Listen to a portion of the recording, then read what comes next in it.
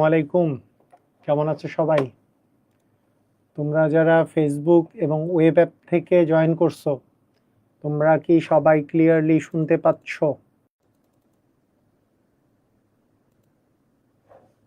Clear শুনতে পাচ্ছ? ওকে।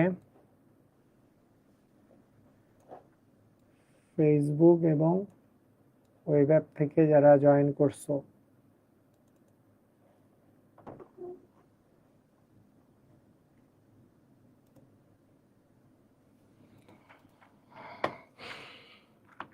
দেখি। ওকে,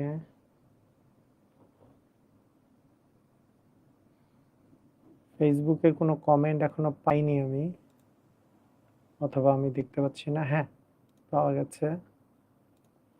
ওকে, তোমরা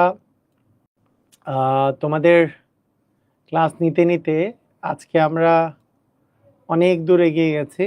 আমাদের চ্যাপ্টার 3 এর আজকে 17 নম্বর ক্লাস, এবং আজকের এই ক্লাসে আমি তোমাদেরকে, যেহেতু 17 নম্বর ক্লাস, তো আমার যে টার্গেটটা থাকবে যে তোমাদের মোস্ট ইম্পর্টেন্ট পার্টগুলো আগে আগে শেষ করা, তাই না? তো কিছু কিছু পার্ট আমাদের বাকি থাকবে, ছোট ছোট পার্ট। ওই যে আমরা যে কাজটা করেছিলাম, যারা সাইকেল 1-এ আছো চ্যাপ্টার 4 এর ক্ষেত্রে, ছোট পার্টগুলো নিয়ে আমি লাস্টে একটা ক্লাস নিয়ে নিব। তো যেইটা পার্ট আমরা এখন পর্যন্ত শেষ করছি, সে পার্টগুলো হলো আমাদের রাসায়নিক বন্ধনের পুরো পার্ট শেষ করছি। ছোট্ট একটা মানে টপিক বাকি আছে, আয়নিক পটেনশিয়াল জিনিসটা কি, কাকে বলে, যদিও 5 মিনিটের বিষয়, পড়াই নেই। আর এখানে আমাদের দুই একটা জিনিস হচ্ছে মৌলের পর্যাবৃত্ত ধর্মের একটা পার্ট বাকি আছে অক্সাইড সম্পর্কে, যদিও এটা এস ব্লক এবং পি ব্লকের সাথেই আমি পি ব্লকের সাথে রিলেট করে পড়াই দিব। আর এরপরে আর বাকি পর্যাবৃত্ত ধর্ম আমাদের শেষ। তো এখন আমাদের মেইন হচ্ছে এস এবং পি ব্লক এবং ডি ব্লক। এর মধ্যে এস ব্লক আমি মোটামুটি 90% করে ফেলছি, করাই দিছিলাম। পি এবং ডি, এর মধ্যে ডি ব্লক থেকে তোমাদের মেইন কোশ্চেন আসবে, তাই আগে ডি ব্লকটা শেষ করব আমরা, তারপরে এসপি শেষ করব, এসপি আর এফ শেষ করব, তারপরে একটা এক্সট্রা আমি ক্লাস নিব, এই আর কি কথা। তো ঠিক আছে, আসসালামু আলাইকুম। আচ্ছা, সারপ্রাইজ যে আজকে একটা আলোড়নের গেঞ্জি পরে আছি, আলোড়নের গেঞ্জি। তোমরা জার্সিটা কি দেখতে পাচ্ছ? তোমরা জার্সি কি দেখতে পাচ্ছ? আলোড়নের জার্সি।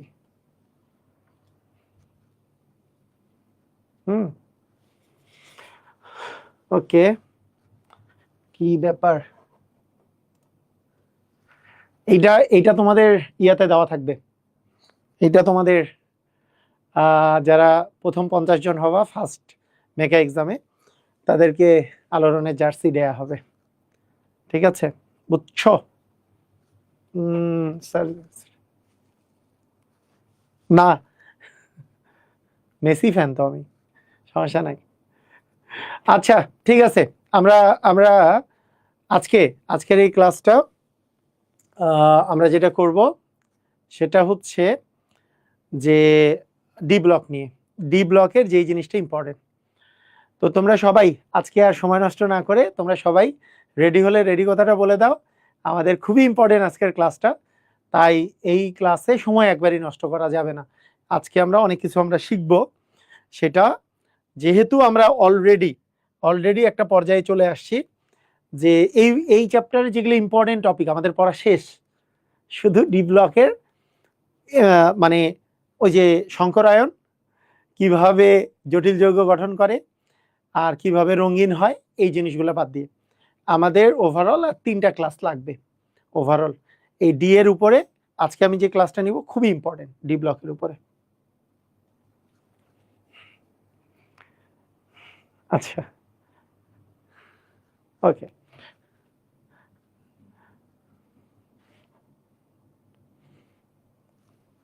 ঠিক আছে, মারামারি নাই, মানে আমি মেসি ফ্যান, কিন্তু মারামারি নাই। রোনালদোকে আমার খারাপ লাগে না, অবশ্যই ভালো লাগে, অনেক হার্ড ওয়ার্কিং, কিন্তু ডাই হার্ড মেসি ফ্যান আর কি। ওকে, আসো আমরা শুরু করি। আমাদের ডি ব্লকের যে শঙ্করায়ন, এটা পড়তে গেলে প্রথমত আমরা যেই জিনিসটা মাথায় রাখবো সেটা হচ্ছে ওই যে ডি ব্লক এলিমেন্টগুলো শুরু হয় কি দিয়ে, ডি ব্লক এলিমেন্টটা শুরু হয় কি দিয়ে তোমাদেরকে বলছিলাম না? Scandium, titanium, vanadium, chromium. ওই জিনিসটা মনে আছে? একটা ছন্দ বলছিলাম যে ম্যাঙ্গানিজ, তারপরে iron, cobalt, nickel, copper, zinc. স্কিনে তিব্বত ভ্যানিশিং ক্রিম মেখে, স্কিনে তিব্বত ভ্যানিশিং ক্রিম মেখে ফের কবে নিকা করতে যাবে? মনে আছে? এই ছন্দ মনে আছে?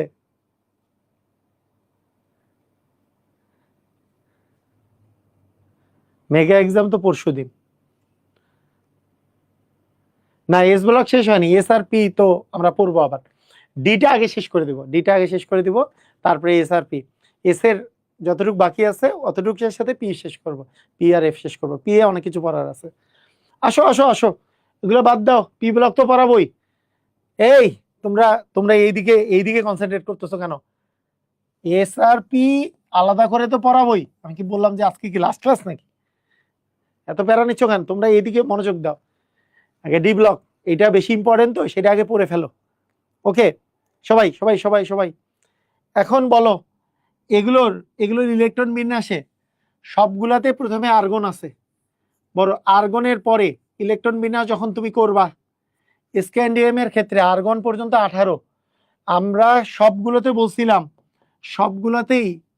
সবগুলাতেই আমাদের কি আছে? 3D এবং 4s আছে না? মনে আছে? সবার মনে আছে এটা? সবগুলোতেই আমাদের কি আছে? 3D এবং 4s আছে, 3D এবং 4s আছে, এগুলো ছিল।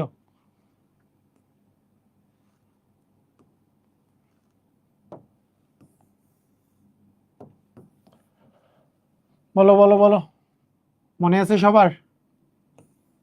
3D এবং 4s।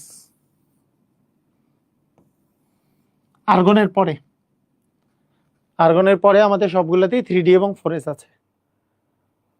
চ্যাপ্টার 2 এ আমি তোমাদের জন্য সিলেক্ট করেছি মোট 12টা লেকচার। চ্যাপ্টার 2 এ আমি 12টা লেকচারে ইনশাল্লাহ শেষ করে দিব চ্যাপ্টার 2। যেহেতু ফুল সিলেবাসের, তাই 2 ঘন্টা করে লেকচার নিলে 11 থেকে 12টা লেকচার লাগবে। মানে এইভাবে করেই শেষ করব, সমস্যা নাই। আসো তোমরা আমাকে বলো, স্ক্যান্ডিয়ামের মানে পারমাণবিক সংখ্যা কত? 21, টাইটানিয়ামের 22, ভ্যানাডিয়ামের 23, ক্রোমিয়ামের 24, ম্যাঙ্গানিজের 25, সরি ম্যাঙ্গানিজের 25, আর তারপরে আয়রনের 26, কোবাল্টের 27, নিকেলের 28, কপারের 29, আর জিঙ্কের হচ্ছে 30। এটা মনে আছে সবার? এবং তোমাদেরকে এটা কথাও বলছিলাম যে ম্যাক্সিমাম গুলা, যেগুলোর ব্যতিক্রম নাই, যেমন আমাদের ব্যতিক্রম আছে কার? ক্রোমিয়ামের ডি অরবিটালে অর্ধপূর্ণ করার জন্য ব্যতিক্রম থাকে। আমাদের ব্যতিক্রম কোথায় থাকে? কপারের। এগুলো বাদ দিয়ে, আর জিঙ্কের তো ডি অরবিটাল পূর্ণ থাকে। এগুলো বাদ দিয়ে বাকিগুলা খুব সহজেই আমরা করতে পারি। সেটা কি? 21 যে আছে, 21কে আমরা জাস্ট উল্টা পাশ করে যদি লিখি তাহলেই 21 হয়ে গেল। 21। যদি টাইটেনিয়ামের কথা বলি, 2 আর 2 করলেই 22 হয়ে যায়। ভ্যানাডিয়ামের করলে 2 আর 3 করলে 23 হয়। ম্যাঙ্গানিজের যেহেতু 2 5 আছে, তাহলে 2 আর 5 করলেই হয়ে যায়। আয়রনের 2 আর 6, তাহলে 2 আর 6 করলেই 26। কোবাল্টের 27, তার মানে 2 আর 7 করলেই 27। নিকেলের 2 আর 8 করলেই আমাদের 28 হয়ে যাবে। 2 আর 8 করলেই আমাদের 28 হয়ে যাবে। ঠিক আছে? তো এগুলো হচ্ছে ইলেকট্রন বিন্যাস। কপারের ক্ষেত্রে বা এগুলোর ক্ষেত্রে কি হয়? 2 আর 4 না হয়ে এখানে 1, এখানে 5 হয়। এখানে 2 আর 9 না হয়ে এখানে 1, এখানে 10 হয়। আর এটা তো পূর্ণ থাকে। তো এইটা আমাদের কাজে লাগবে। কেন? হ্যাঁ, 0 থেকে বেসিক পর্যন্ত ফুললি কভার হবে, সমস্যা নাই। 0 থেকে বেসিক পর্যন্ত ফুললি কভার হবে 12টা লেকচারে, 2 ঘন্টা করে ক্লাস করাবো ওইটাতে। আচ্ছা দেখো, খেয়াল করো, মনোযোগ দাও, বলো দেখি। এতে করে আমাদের একটা জিনিসে কিন্তু সুবিধা হয়। কিরকম সুবিধা? তোমাকে কেউ যদি ধুমধাম করে জিজ্ঞেস করে Fe2+ এর ইলেকট্রন বিন্যাস করো, অথবা বলল যে কোবাল্ট 3+ এর ইলেকট্রন বিন্যাস করো, অথবা বলল জিঙ্ক 2+ এর ইলেকট্রন বিন্যাস করো, অথবা বলল নিকেল 2+ এর ইলেকট্রন বিন্যাস করো, বলো তোমরা এই ইলেকট্রন বিন্যাসগুলা খুব তাড়াতাড়ি করতে পারবা কিনা, খুব তাড়াতাড়ি করতে পারবা কিনা, অথবা বললো Fe3+ এর ইলেকট্রন বিন্যাস করো, তাড়াতাড়ি করতে পারবা কিনা, বলো ইয়েস অর নো, তাড়াতাড়ি করতে পারবা কিনা? আমার এইটা তাড়াতাড়ি করা দরকার, এই জিনিসটা আমাদের তাড়াতাড়ি করা দরকার। এটা আর্গন পর্যন্ত ইলেকট্রন বিন্যাস, আর্গন পর্যন্ত সবগুলারই, আর্গন পর্যন্ত হচ্ছে 18। এইটা তো আমাদের ফিক্স যে এটা আর্গন আছে, সবগুলাতেই আমাদের আর্গন আছে, তাই না? এরকম এগুলো কি পারবা? বলো দেখি, পারবা সবাই? বলো Fe2+ এর কিভাবে করবা, কি চিন্তা করবা? আয়রনের কত? 26, আয়রনের কত? 26। তাহলে 3D এবং 4s আমরা যদি এইভাবে করে চিন্তা করি, 3D এবং 4s, এটা যদি আমরা এইভাবে করে চিন্তা করি যে সবগুলোতেই আমাদের 3D এবং 4s আছে, 26 মানে কি এখানে 2, এইখানে 6, কিন্তু 2+ আছে। বলো তো এইখানে 2, এইখানে 6 হইলে আমাদের Fe এর হইতো। যেহেতু আমাদের 2+ আছে, 2টা ইলেকট্রন কমে যাবে, সেই 2টা ইলেকট্রন কই থেকে যাবে? ডান পাশ থেকে, এই যে সর্ববহিস্থ স্তর থেকে। তার মানে এখানে হবে 3d6, লাস্টে কি আর্গনের পরে হবে কি 3d6। বুঝছো কি বুঝো নাই? বুঝছো? কোবাল্টের যেমন 27, আমরা করব কি 3d এবং 4s আমরা করব, তাহলে 27 লিখলে কি হয়? 2 এবং 7 এটা হবে। কিন্তু কয়টা ইলেকট্রন কম? 3টা। 3+ মানে কয়টা ইলেকট্রন কম? 3টা। তার মানে অ্যাকচুয়ালি এইখান থেকে 2টা যাবে আর এইখান থেকে একটা যাবে, তার মানে কি 3d6 আসবে। বুঝছো কি বুঝো নাই? এই বুঝছো? ক্লিয়ার? এটা একটু আমাকে বলো বুঝছো কিনা। এটা আমাদের কিন্তু তাড়াতাড়ি করতে হবে। জিঙ্ক 2+, জিঙ্ক 2+ তো 30, আমরা জানি 30তে 3d10 4s2, মানে এটা পূর্ণ 3d10 4s2, 2টা ইলেকট্রন চলে গেলে 3d10 হবে। বুঝছো? ক্লিয়ার? বলো নিকেল 2+, নিকেলে 3d এবং 4s কত জানি হবে? এটার 28, মানে কি 2 আর 8 দিলাম, কিন্তু 2+ দেওয়া আছে, তার মানে কি 3d8 হবে। পারবা সবাই? ক্লিয়ার? কপার 2+, কপারে তো ব্যতিক্রম, 3d এবং 4s। আসলে এইখানে কি হয়? 2 আর 9 না হয়ে 1 আর 10 হয়, কিন্তু 2+ দেওয়া আছে, মানে 2টা ইলেকট্রন কমবে, তাহলে এখান থেকে একটা, এখান থেকে আরেকটা, তার মানে 3d9 হবে। আয়রনে কি অবস্থা? আয়রন 3+এ 3d এবং 4s, আয়রনে হচ্ছে 26, 26 দিলে 2 আর 6 দিলে 26, তাহলে কয়টা কমবে? 3টা। তাহলে এখানে 2টা কমলো আর এখান থেকে একটা কমবে, মানে 3d5 হবে। সবাই কি দ্রুত গতিতে আয়নের ইলেকট্রন বিন্যাস করতে পারবা কিনা একটু আমাকে জানো। সবাই দ্রুত গতিতে আয়নের ইলেকট্রন বিন্যাস করতে পারবা কিনা? Yes or no? পারবা? সবাই দ্রুত গতিতে আয়নের ইলেকট্রন বিন্যাস করতে পারবা? এই আয়নগুলার ইলেকট্রন বিন্যাস দ্রুত গতিতে করতে পারবা কিনা বলো? জি পারবো, ইনশাল্লাহ পারা যাবে, তাই না? আচ্ছা, যদি পারো, এখন কথা হইল যে আরেকটা কথা,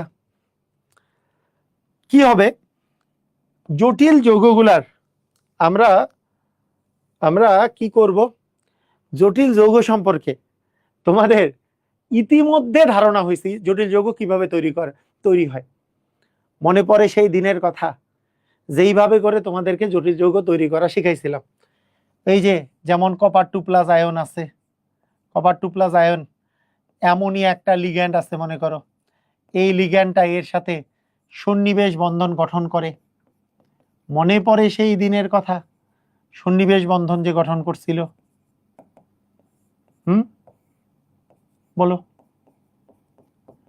সন্নিবেশ বন্ধন গঠন করে। এইটা থেকে কপার 2+ এইভাবে করে জটিল যৌগ তৈরি হচ্ছিল, মনে আছে? পুরাটার উপরে 2+ এটা আমরা বিভিন্ন বন্ধন শেখার সময় এটা যে আমরা পড়তেছিলাম, এইভাবে করে বন্ধন গঠন হচ্ছিল, মনে আছে? আচ্ছা, কোনো সমস্যা নাই। আচ্ছা, টেট্রামিন কপার সালফেট, এটার নামকরণও শিখছি। এই নামকরণ শিখছি না আমরা? এগুলো নাম কিভাবে করতে হয়, অ্যানায়নিক ক্যাটায়নিক নাম শিখছি না? ঠিক আছে, সমস্যা নাই। ওকে, এখন কথা হইল, এইবার আমরা শিখবো হচ্ছে সংকরায়ন। কিভাবে সংকরায়ন শিখবো? দেখো, সংকরায়ন শিখার সময় তোমাদের এই যে আমরা আমরা যে বলতেছিলাম, এই যে অ্যামোনিয়া, যেগুলো যেগুলো হচ্ছে সন্নিবেশ বন্ধন গঠন করে, ইলেকট্রন প্রদান করে, এদেরকে কি বলা হয়? একটু বলো, এদেরকে কি বলা হয়? এদেরকে বলা হয় লিগ্যান্ড। এই কি বলা হয়? এগুলোকে কি বলা হয়? লিগ্যান্ড। এগুলোকে বলা হয় হচ্ছে লিগ্যান্ড। নামগুলো মনে আছে? লিগ্যান্ড। তোমাদের এই লিগ্যান্ডের আবার প্রকৃতি আছে। লিগ্যান্ডের প্রকৃতি আছে, মনোডেন্টেড লিগ্যান্ড হইতে পারে, পলিডেন্টেড লিগ্যান্ড হইতে পারে। লিগ্যান্ডের প্রকৃতি আমরা পরে পড়ব। লিগ্যান্ড সম্পর্কে একটা ধারণা যে এরা এক জোড়াও দিতে পারে, একাধিক জোড়াও ইলেকট্রন মানে শেয়ার করতে পারে। একাধিক জোড়া খুবই রেয়ার কেজে করে, কিন্তু এইটা সম্পর্কে কিছু তোমার এক্সাম্পল মনে রাখতে হবে। সেইটা আজকে আমরা আমাদের আলোচ্য বিষয় না। এটা তোমাদের এইচএসসিতে আসেই না, অ্যাডমিশনেও একবারও আসে নাই, কিন্তু একটু জানতে হবে যেহেতু বইয়ে একটু দেওয়া আছে। হ্যাঁ, মানে বইয়ে বলতে হাজারি স্যারের বইয়ে তেমন নাই, গুহ স্যারের বইয়ে দেওয়া আছে, একটু জানাবো আমি নেক্সট ক্লাসে। তো যেটা বেশি ইম্পর্টেন্ট সেটা আজকে আমরা শিখবো। মনোডেন্টেড লিগ্যান্ড নিয়ে আমরা কাজ করব এখন। তো লিগ্যান্ডের প্রকৃতি, হ্যাঁ, লিগ্যান্ডের যে প্রকৃতি আছে, লিগ্যান্ডটাকে আমরা সাধারণত এখন আমাদের সুবিধার্থে আমরা দুই ভাগে করে ভাগ করব। একটাকে বলবো সবল লিগ্যান্ড। সবল লিগ্যান্ড, এটা ইংলিশে বলে week field ligand. Week field ligand, ঠিক আছে, WFL। সরি, আরে সবল লিগ্যান্ড লিখে উইক ফিল্ড লিগ্যান্ড, এটাকে লাগে স্ট্রং ফিল্ড লিগ্যান্ড। এটাকে বলে স্ট্রং ফিল্ড লিগ্যান্ড, মানে সবল লিগ্যান্ড। আর আরেকটা হচ্ছে দুর্বল লিগ্যান্ড, যেটা হচ্ছে দুর্বল লিগ্যান্ড, সেটাকে আমরা বলি উইক ফিল্ড লিগ্যান্ড, তাই না? WFL, weak field ligand. Okay, তাহলে সবল লিগ্যান্ড আর দুর্বল লিগ্যান্ড দুইটা আছে, দুইটা জিনিস আছে, সবল লিগ্যান্ড আর হচ্ছে দুর্বল লিগ্যান্ড। একটা হচ্ছে স্ট্রং ফিল্ড লিগ্যান্ড, আর একটা হচ্ছে উইক ফিল্ড লিগ্যান্ড। এইটা মনে রাখার সহজ উপায় কি? কারা স্ট্রং ফিল্ড, কারা উইক ফিল্ড, এটা মনে রাখার সহজ উপায় কি? শোনো, কেন্দ্রীয় পরমাণুতে মনে করো আমাদের লিগ্যান্ড গুলাকে এই পাশে যদি রাখি, লিগ্যান্ড গুলা ধরো, লিগ্যান্ড আছে H2O, লিগ্যান্ড আছে NH3, লিগ্যান্ড আছে CO, লিগ্যান্ড আছে NO, লিগ্যান্ড আছে CN, আছে ফ্লোরো, ক্লোরো, হ্যাঁ, ব্রোমো, আয়োডো, ঠিক আছে? তাহলে এগুলো এগুলো মনে করো আমাদের লিগ্যান্ড আছে, ধরলাম এগুলো মোটামুটি আমাদের লিগ্যান্ড গুলার মধ্যে এগুলো আছে। তো এই যে লিগ্যান্ড গুলা আছে, এই লিগ্যান্ড গুলা এক্সামে দিতে পারে, এটা স্যার? হ্যাঁ, এক্সামে দিতে পারে। আচ্ছা দেখো, একটু খেয়াল করো যে উইক ফিল্ড লিগ্যান্ড আর strong field ligand. Strong field ligand যাদের কেন্দ্রীয়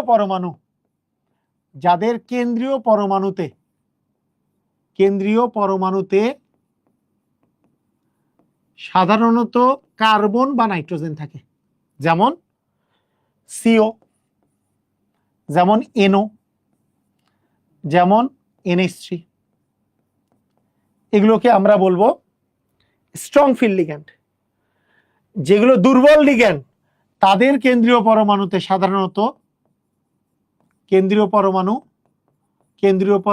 সাধারণত অক্সিজেন বা হ্যালোজেন থাকে, যেমন H2O, যেমন OH। আচ্ছা, OH এখানে লিখি নাই, OH-টাও দিয়ে দিই, হাইড্রোক্সো OH, ঠিক আছে, OH মাইনাস।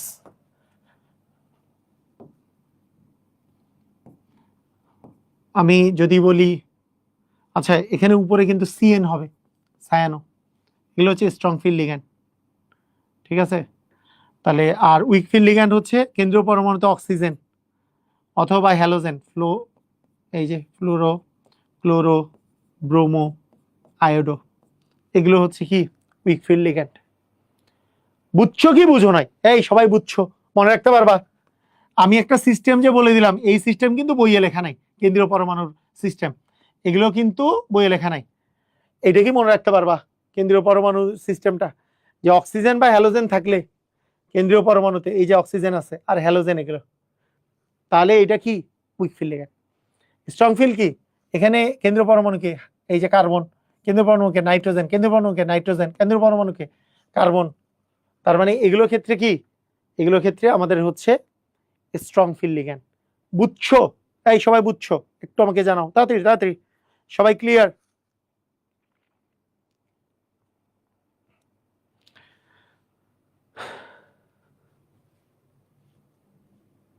ওকে, প্রথম জিনিস উইকফিল্ড লিগ্যান্ড, উইকফিল্ড লিগ্যান্ড আর স্ট্রং ফিল্ড লিগ্যান্ডের মধ্যে ডিফারেন্স হচ্ছে এরা স্ট্রং ফিল্ড লিগ্যান্ড চাপাতে পারে,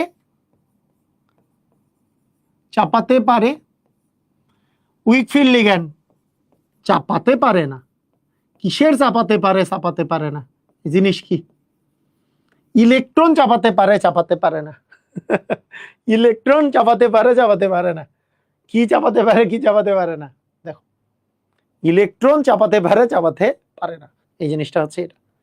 কিরকম দেখো, খুবই মজার কিন্তু খুবই ইন্টারেস্টিং, এবং এইটাই পরীক্ষায় আসে। ডি ব্লকের সবচেয়ে বেশি এখন যেটা করাচ্ছি এটাই পরীক্ষায় আসবে। কিরকম কিরকম পরীক্ষায় আসবে তোমাকে দেখো, তোমার দিবে, তোমাকে বলবে ধরো FeCl6, মনে করো K4FeCl6 এইটা বললো, অথবা K4FeCN6 এটা বললো। তোমাকে কি বললো জানো? তোমাকে বললো যে ভাইয়ারা তোমরা তো অনেক কিছুই পারো,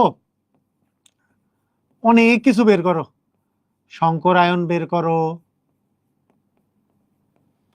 আকৃতি বের করো, আকৃতি বের করো, তোমরা এটার সন্নিবেশ সংখ্যা বের করো বা কোঅর্ডিনেশন নাম্বার, সন্নিবেশ সংখ্যা যেটাকে আমরা বলি coordination number CN, coordination number বের করো, এটা বের করো, এটার চৌম্বক চৌম্বক ধর্ম বের করো, চৌম্বকত্ব ম্যাগনেটিজম, মানে এটা ডায়াম্যাগনেটিক নাকি প্যারাম্যাগনেটিক বের করো। সবকিছু বের হয়ে যাবে এখনই, এরা সবকিছু বের হয়ে যাবে, আমাদেরকে কেউ ঠেকাইতে পারবে না। বুঝছো এই কথা কি? বুঝছো? আমাদেরকে কেউ ঠেকাইতে পারবে না। এখানে লিখবো নাকি এইভাবে দিব নাকি? এগুলো তো সবগুলোরই বের করবো। আচ্ছা থাকুক এরকম। এ আবার কি হলো? ওকে, এই ওকে, দেখো সব বের করবো আমরা। সংকরায়ন, আকৃতি, সন্নিবেশ সংখ্যা, চৌম্বকত্ব। প্রথমে তোমার যেই কাজটা করতে হবে, এখানে লিগ্যান্ডকে, এই বাম পাশেরটাতে লিগ্যান্ডকে বলো, বাম পাশেরটাতে লিগ্যান্ডকে, লিগ্যান্ড সিনার সিস্টেম আমি কি বলছিলাম? থার্ড ব্র্যাকেটের ভিতরে ধাতু বাদে যা যা আছে সেটাই লিগ্যান্ড। কে এই পাশে লিগ্যান্ড কে? কে লিগ্যান্ড? থার্ড ব্র্যাকেটের ভিতরে ধাতু বাদে যা আছে সেটাই লিগ্যান্ড। হ্যাঁ, Cl হচ্ছে লিগ্যান্ড, এই পাশে Cl মাইনাস, তাই না? এই পাশে Cn, এই পাশে Cl, এই পাশে Cn, এটা তো লিগ্যান্ড। এখন কথা হইলো ধাতু তো আছে, থার্ড ব্র্যাকেটের ভিতরে ধাতুটা আছে না? ধাতুটার আগে তুমি জারণ সংখ্যা বের করবা, ধাতুটার জারণ সংখ্যা তুমি বের করবা, বের করতে পারবা নাকি এক্স দিয়ে বের করতে হবে? ধরি এর এক্স 1 × 4 + x -1 × 6 = 0, এক্স এর মান বের করো। এভাবে বের করবা নাকি এইভাবে? পটাশিয়ামের +1, প্লাস 1 × 4 মানে +4। আমি এটা জানি না, তাহলে এইটা হচ্ছে -1 × 6 মানে -6, -6 আর +4 আছে, পুরোটা মিলে তো 0 হবে যেহেতু এটা একটা যৌগ। তাহলে +4 এর সাথে আরো কি +2 লাগবে, তার মানে কি এখানে কত বলো? এটার হচ্ছে +2। এখানে Fe এর জারণ সংখ্যা হচ্ছে +2, এখানে Fe এর জারণ সংখ্যা এই তো +1 × 4 মানে +4, আর এটা -1 × 6 মানে -6, তাহলে এটারও কি +2, তাই না? +2 না? ওকে, এইবার Fe2+ এর তোমাদের কাছে ইলেকট্রন বিন্যাসটা আমি একটু জানতে চাই। Fe2+ এর ইলেকট্রন বিন্যাসটা কি তোমরা কি বলতে পারবা? Fe2+ এর ইলেকট্রন বিন্যাস কি? বলো বলো বলো, Fe2+ এর ইলেকট্রন বিন্যাস কি? প্রথমে আর্গন, তারপর 3D আর হচ্ছে 4s। নর্মালি যদি Fe হইতো তাহলে 26, 2 আর 6 দিতাম, কিন্তু 2+ দিছে, তার মানে এটা 0, এটা 6, মানে 2 আর 6 এর এই 2টা কাটা যাবে, তার মানে 3D 6। বুঝছো? এটা বুঝছো? Fe2+ এর ইলেকট্রন বিন্যাস বুঝছো কিনা? ইলেকট্রন বিন্যাস ভুল করলে কি পারা যাবে? পারা যাবে না, কিন্তু ইলেকট্রন বিন্যাস তো দুই পাশে Fe2+ এর ইলেকট্রন বিন্যাস, তাই না? 3D 6, 4s 0। বুঝছো? ক্লিয়ার? এখন খেয়াল করে দেখো যে এই যে যৌগটা যে আছে, এই যে এইটা হচ্ছে 3D, এটা মনে করো 3D অরবিটাল, এটা হচ্ছে 3D অরবিটাল। এরপরে আমাদের আসবে হচ্ছে 4s, তারপরে মনে করো আমাদের আসবে 4p,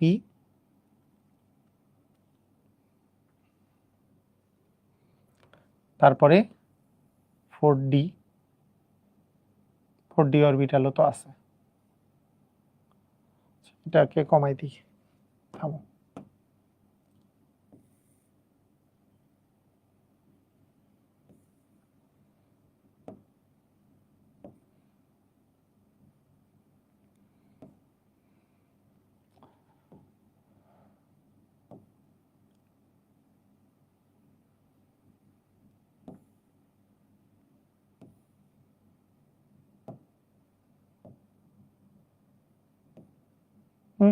এটা আচ্ছা,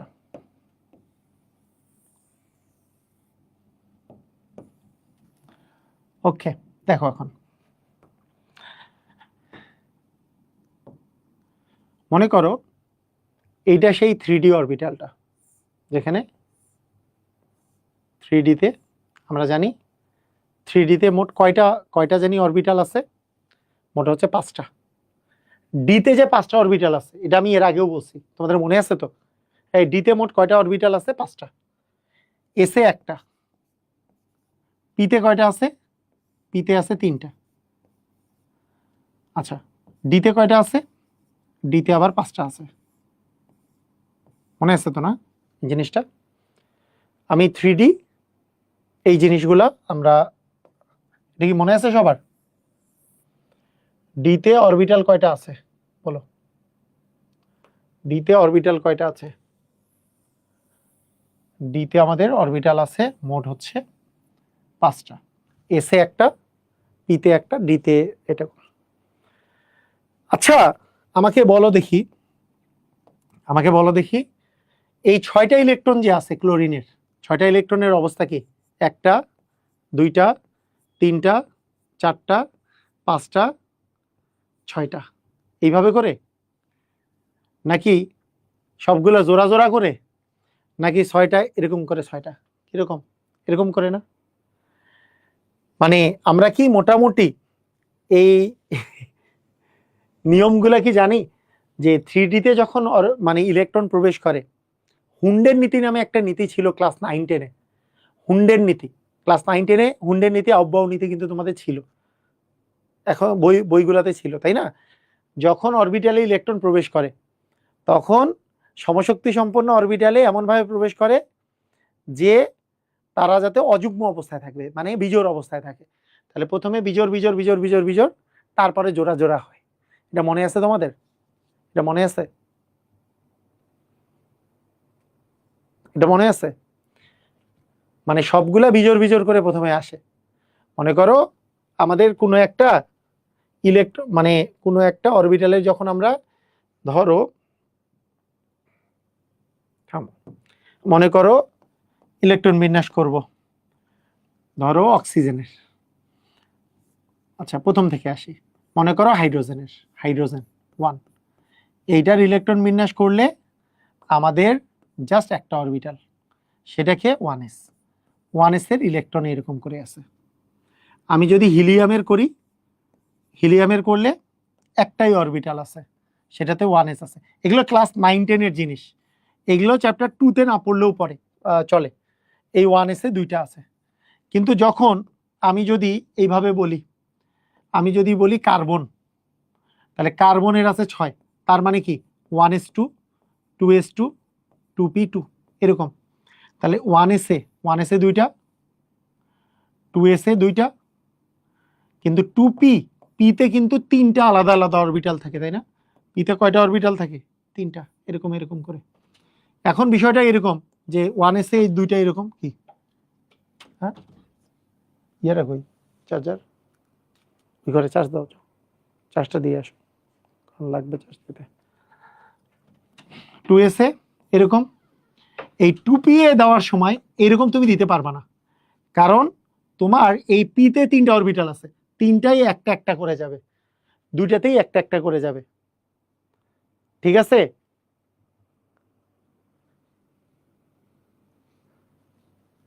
বুঝছো? ক্লিয়ার ক্লিয়ার ক্লিয়ার, বলো বলো বলো। নাইট্রোজেনের যদি আমরা বলি, সেম জিনিস নাইট্রোজেনে আছে। নাইট্রোজেনে আমরা যদি নাইট্রোজেনের কথা যদি আমরা একটু হিসাব করি, বলো দেখি নাইট্রোজেনের কাহিনী কি? 1s2 2s2 2p3, এটা নাইট্রোজেনের। এই নাইট্রোজেনের যে কাহিনীটা, সেকেন্ড এটাকে একটু নিচে দেই, হ্যাঁ, এই যে নাইট্রোজেনের যে কাহিনীটা আছে, তোমরা আমাকে বলো যে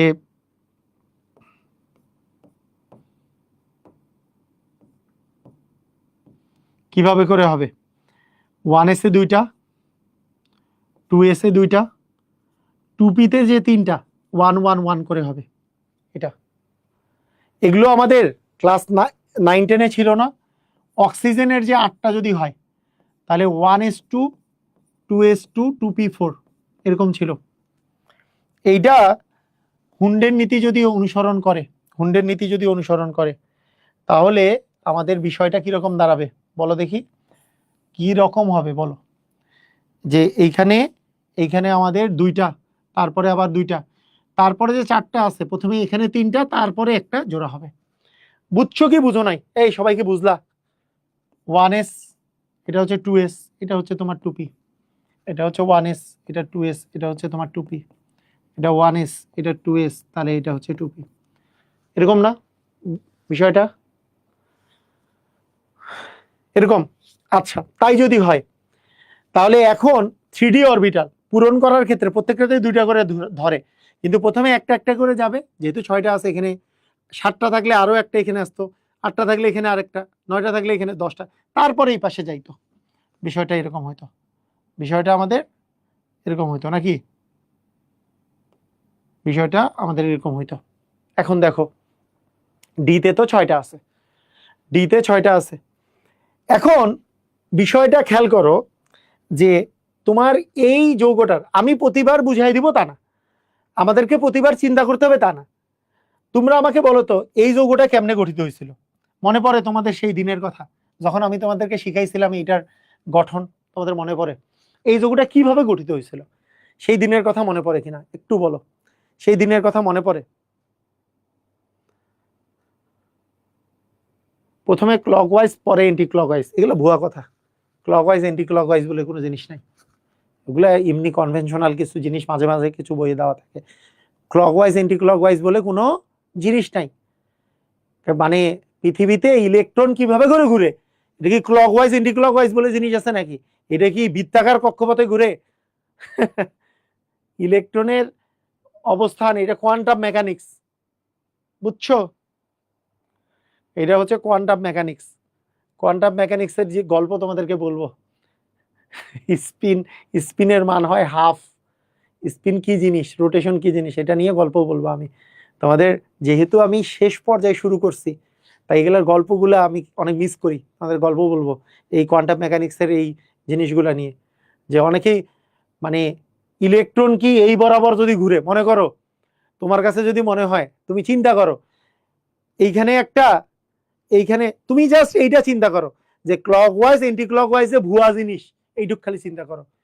তোমাকে আমি যদি বলি হাইড্রোজেনের কথা, তোমার যদি মাথায় ঘিলু থাকে, তুমি একটা জিনিস চিন্তা করো তো, হাইড্রোজেনের মনে করো নিউক্লিয়াস আছে এখানে, নিউক্লিয়াস আছে এখানে, তাহলে ইলেকট্রন, ইলেকট্রন যে ঘুরবে, ইলেকট্রন তো একটা আছে, সেই ইলেকট্রনটা ঘুরবে কি এই বরাবর, এই বরাবর, এই বরাবর, নাকি এই বরাবর? কি মনে হয় বলো দেখি, বলতে পারবা? বলতে পারবা? একটু বলো। ক্লকওয়াইজ এন্টি ক্লকওয়াইজ এর বিষয়গুলো যে ভুয়া। তোমাকে যদি আমি বলি যে মানে অক্সিজেনের কথা চিন্তা করো, মানে সরি হাইড্রোজেনের কথা চিন্তা করো, হাইড্রোজেনের যদি এই বরাবর ঘুরে, তাহলে বাকি জায়গাগুলো ফাঁকা, মানে এই পাশ দিয়ে দেখলে আমি কোনো ইলেকট্রন পাবো না, এই বরাবর খালি একটা পাশ বরাবর খালি ইলেকট্রন পাবো। এটা কি পসিবল? এটা কি জিনিসটা পসিবল? এটা পৃথিবীতে কখনোই পসিবল না। এটাকেই বলা হয় হাইজেনবার্গের অনিশ্চয়তা নীতি। ইলেকট্রন একটা হচ্ছে এত ছোট পার্টিকেল, এর যদি তুমি বলো যে ইলেকট্রন বললেই এর ভর, মানে তুমি এর অবস্থান সম্পর্কে তুমি নিশ্চিত করে বলতে পারবা না এটা কোন জায়গায় আছে। যখন তুমি অবস্থান সম্পর্কে বলতে পারবা, এর ভরবেগ অনিশ্চিত হয়ে পড়বে, মানে কোন দিক দিয়ে ঘুরতেছে এটা। এগুলো তোমরা পড়বা আস্তে আস্তে। মানে এই কোয়ান্টাম মেকানিক্সে এত সহজ বিষয় না যে হ্যাঁ এটা বৃত্তাকার কক্ষপথ এরকম করে ঘুরতেছে, এটা সম্ভব না। এটা এই কক্ষপথ, এই কক্ষপথ নাকি এই কক্ষপথ, এটা সম্ভব না জিনিসটা।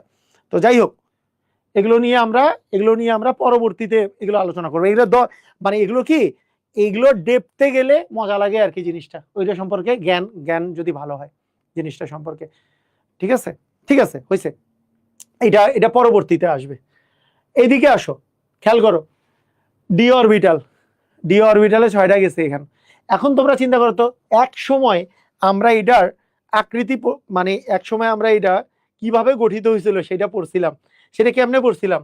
মনে করো K4 Fe জিনিসটা অনেকটা এরকম কিনা বলো, এরকম না? যে Fe এর চার্জ এখানে 2+, এখানে যে Cl আছে, Cl মাইনাস, এখানে Cl মাইনাস, এখানে Cl মাইনাস, এইখানে Cl মাইনাস, এইখানে Cl মাইনাস, এইখানে Cl মাইনাস, এরকম ছিল। এবং এটার উপরে চার্জ ছিল হচ্ছে 4- চার্জ। এবং কয়টা পটাশিয়াম ছিল বলতো? K+। কয়টা ছিল? K+ ছিল 4টা।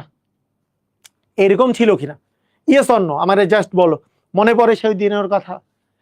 মনে পড়ে সেই দিনের কথা যেখানে সন্নিবেশ বন্ধন গঠন করছিল Cl- গুলা Fe2+ এর সাথে 4টা। এইটা আয়নিক যৌগ গঠন করছিল, আয়নিক, মানে এটা যদিও ডান পাশে, বাম পাশে না লিখে ডান পাশে লেখাটা বেটার, কারণ K+ তো এই পাশে, 4টা K+ এর সাথে। এটা মনে আছে? ওকে, ইয়েস। এখন দেখো, এখন দেখো যে এর সাথে যে বন্ধনটা তৈরি করছে, এই বন্ধনটার নাম কি আসলে? এটা কি সন্নিবেশ সমযোজী বন্ধন না? এই বন্ধনটার নাম কি? সন্নিবেশ বন্ধন না? সন্নিবেশ বন্ধন যে আছে, সন্নিবেশ বন্ধন যে আছে, এই সন্নিবেশ বন্ধনটা, এই সন্নিবেশ বন্ধনটা কি করতেছে বলতো? এর সাথে মানে কে সন্নিবেশ বন্ধন গঠন করতেছে? Cl-। তার মানে একজোড়া ইলেকট্রন, একজোড়া ইলেকট্রন এইখানে, এটা একটা বন্ধন যেখানে শেয়ার হয়েছে। শেয়ারে শুধু একাই পার্টিসিপেট করছে কে? শেয়ারে শুধু কে একাই পার্টিসিপেট করছে? আমার একটু বলো, কে একাই পার্টিসিপেট করছে? Cl- একাই পার্টিসিপেট করছে না? Cl-। তার মানে কি Cl- এর ইলেকট্রন, একজোড়া ইলেকট্রন, সেটা শুধু Cl- এরই আছে নাকি Fe2+ এরও হয়ে গেছে? একটু বলো, কার হয়ে গেছে এখন? ওটা Cl- এরও আছে, আবার তার সাথে সেটা Fe2+ এরও হয়ে গেছে। বুঝছো কি? শুধু সিএল মাইনাসেরই আছে নাকি সেটা Fe2 প্লাসেরও হয়েছে? Fe2 প্লাসেরও হয়েছে না? শেয়ার করা মানে কি? শেয়ার করা মানে কি এর সাথে শেয়ার করছে, শেয়ারকৃত ইলেকট্রনটা এখন সেটা Fe2 প্লাসেরও হয়ে গেছে। তার মানে Fe2 প্লাসের অরবিটালে সেই ইলেকট্রনগুলো প্রবেশ করবে, এক জোড়া ইলেকট্রন। এখন আসো, Fe2 প্লাসের অবস্থা হচ্ছে এরকম, এক জোড়া ইলেকট্রন আমি প্রবেশ করাইতে চাই। কয় জোড়া, মানে কয়টা এখানে লিগ্যান্ড আছে? 6টা। তার মানে 6 জোড়া তোমার আসলে তোমার মুক্তজোড় ইলেকট্রন আছে, 6 জোড়া ইলেকট্রন আসলে সে শেয়ার করছে। এই 6 জোড়া ইলেকট্রন যদি শেয়ার করে, এখানে একটা একটা করে থাকলেও তো এক জোড়া ঢুকতে পারবে না, তাই এইখানে এক জোড়া ঢুকলো। এই যে সিএল মাইনাসের ইলেকট্রন, এখানে এক জোড়া 2, এখানে এক জোড়া 3, এখানে এক জোড়া 4, এখানে এক জোড়া 5, এখানে এক জোড়া 6। তাহলে এই 6 জোড়া ইলেকট্রন কিন্তু প্রবেশ করে ফেললো। তার মানে প্রথম জোড়া প্রবেশ করছে এসে, পরের 3 জোড়া প্রবেশ করছে পিতে, তারপরে 2 জোড়া প্রবেশ করছে ডিতে। তার মানে এর সংকরায়নটা হচ্ছে sp3d2। বুঝছো কি বুঝো নাই আমাকে একটু জানাও, এইটার সংকরায়ন হচ্ছে sp3d2, একটা এস, 3টা পি, 2টা ডি। বুঝছো কিভাবে গেছে? বুঝতে পারছো কিভাবে হইলো বুঝতে পারছো? এই যে লিগ্যান্ডের যে ইলেকট্রন সেটা কোথায় প্রবেশ করবে? এ তো সন্নিবেশ বন্ধন গঠন করে, জয়টা লিগ্যান্ড তত জোড়া ইলেকট্রন কই প্রবেশ করছে? ধাতুর অরবিটালে। কেন? সন্নিবেশ বন্ধন যে গঠন করছে, সন্নিবেশ বন্ধন গঠন করলে কি হয়? শেয়ার করে। তাহলে শেয়ার করলো যে কয় জোড়া? 6 জোড়া শেয়ার করছে। বুঝছো? ক্লিয়ার? কারা কারা ক্লিয়ার হইছো বলো, কারা কারা ক্লিয়ার হইছো? কারা কারা ক্লিয়ার হইছো?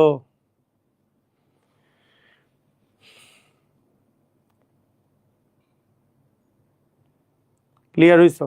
ওকে, এখন কথা কি কি করতেছ? আচ্ছা, এখন আমাকে বলো, যদি যদি মানে ব্যাপারটা হইছে আমি জাস্ট 3d6 এই পর্যন্ত দিয়ে দিছি, 3d6। এখন লিগ্যান্ড 6টা আছে, 6 জোড়া ইলেকট্রন ধাতুর অরবিটালে প্রবেশ করবে। ধাতুর অরবিটালে 6 জোড়া, এটা এক জোড়া ইলেকট্রন আছে এখানে, এই যে এরকম করে 6 জোড়া। এখানে তো অলরেডি এইটাতে একটা করে ইলেকট্রন আছে, তাই এগুলাতে প্রবেশ করতে পারে নাই। প্রথমে এসে প্রবেশ করছে, তারপরে 3টা পিতে, তারপরে 2টা ডিতে। তাহলে এই 6টা 6 জোড়া, কারণ প্রথমটা যেহেতু এসে, তারপরে 3টা পিতে, তারপরে 2টা দিতে, তাই এটাই sp3d2 সংকরায়ন। ঠিক আছে? বুঝছো? ক্লিয়ার? এখন দেখো, যদি এটার ক্ষেত্রে বলি পরিবর্তন কি, কই পরিবর্তন দেখতেছি আমরা? এটা তো এরকমই হওয়ার কথা, কিন্তু না, এরকম হবে না। কেন হবে না? কারণ এই জায়গায় আমরা বলছি চাপাতে পারে, বলছি কি চাপাতে পারে। চাপাতে পারে মানে কি? চাপাতে পারে মানে লিগ্যান্ড গুলা এমন বিকর্ষণ করে যে এ হুন্ডের নীতি ভুলে যায়। হুন্ডের নীতি কি করে বলতো? ভুলে যায়। হুন্ডের নীতি ভুলে গিয়ে কি করে? হুন্ডের নীতিটা ভুলে গিয়ে সে যেই কাজটা করে সেটা হলো এরকম।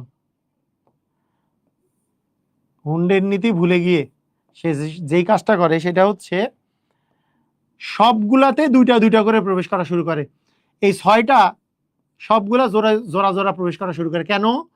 কারণ এইটা হচ্ছে, এই যে লিগ্যান্ডটা হচ্ছে সবল, এ চাপাতে পারে, এ চাপাই দিছে, এ হুন্ডের নীতি ভুলাই দিছে।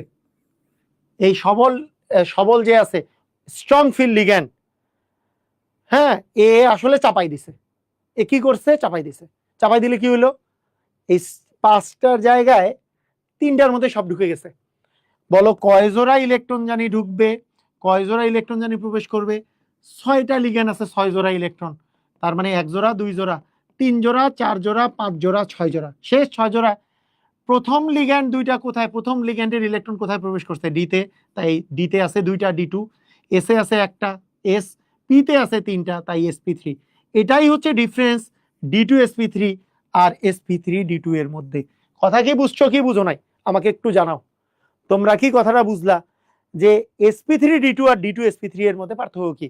প্রথমটা যদি এসে, পরের 3টা পিতে, তারপরে 2টা ডিতে যদি হয় তাহলে sp3d2, প্রথম 2টা যদি ডিতে, তারপরে এসে, তারপরে 3টা যদি পিতে হয় তাহলে D2sp3। বুঝছো? ক্লিয়ার? তাহলে আমাদের সংকরায়ন ক্লিয়ার হয়ে গেলাম আমরা, তাই না? সংকরায়ন ক্লিয়ার আমরা কিভাবে করে করতে হয়। এইবার আসো আরো দুইটা জিনিস, আমরা আরো এক্সাম্পল দেখবো, একটা দুইটা এক্সাম্পল দেখলেই তো আর হইলো না, তাই না? এইবার বলো, এইবার সংকরিত অরবিটাল এখানে কয়টা বলো? এক্স এর মান কত? সংকরিত অরবিটাল সংখ্যা এক্স এর মান কি 6টা না? জয়টা এই যে জয়টা লিগ্যান্ড আছে তত জোড়া ইলেকট্রন শেয়ার করছে, তাহলে সংকরিত অরবিটাল সংখ্যা 6। সংকরিত অরবিটাল সংখ্যা যদি 6 হয়, আকৃতি অষ্টতলকীয় হয়, মনে পড়ে সেই দিনের কথা? এই আকৃতি যে অষ্টতলকীয় হয় মনে পড়ে? এইখানে কিন্তু কোনো লোন পেয়ারের বিষয় থাকবে না, তাই যেটা বেসিক স্ট্রাকচার অক্টাহেড্রাল সংকরিত অরবিটাল সংখ্যা 6 হইলে, এক্স এর মান 6 হইলে ওটার বেসিক স্ট্রাকচার কি ছিল? অক্টাহেড্রাল ছিল না, অষ্টতলকীয় ছিল, যে ওই যে বর্গাকার দ্বি পিরামিড, মনে আছে? ওই জিনিসটাই এটাই হবে। তাহলে এইটাতেও অক্টাহেড্রাল, এখানেও সংকরিত অরবিটাল 6, এইটার আকৃতিও হচ্ছে অষ্টতলকীয়।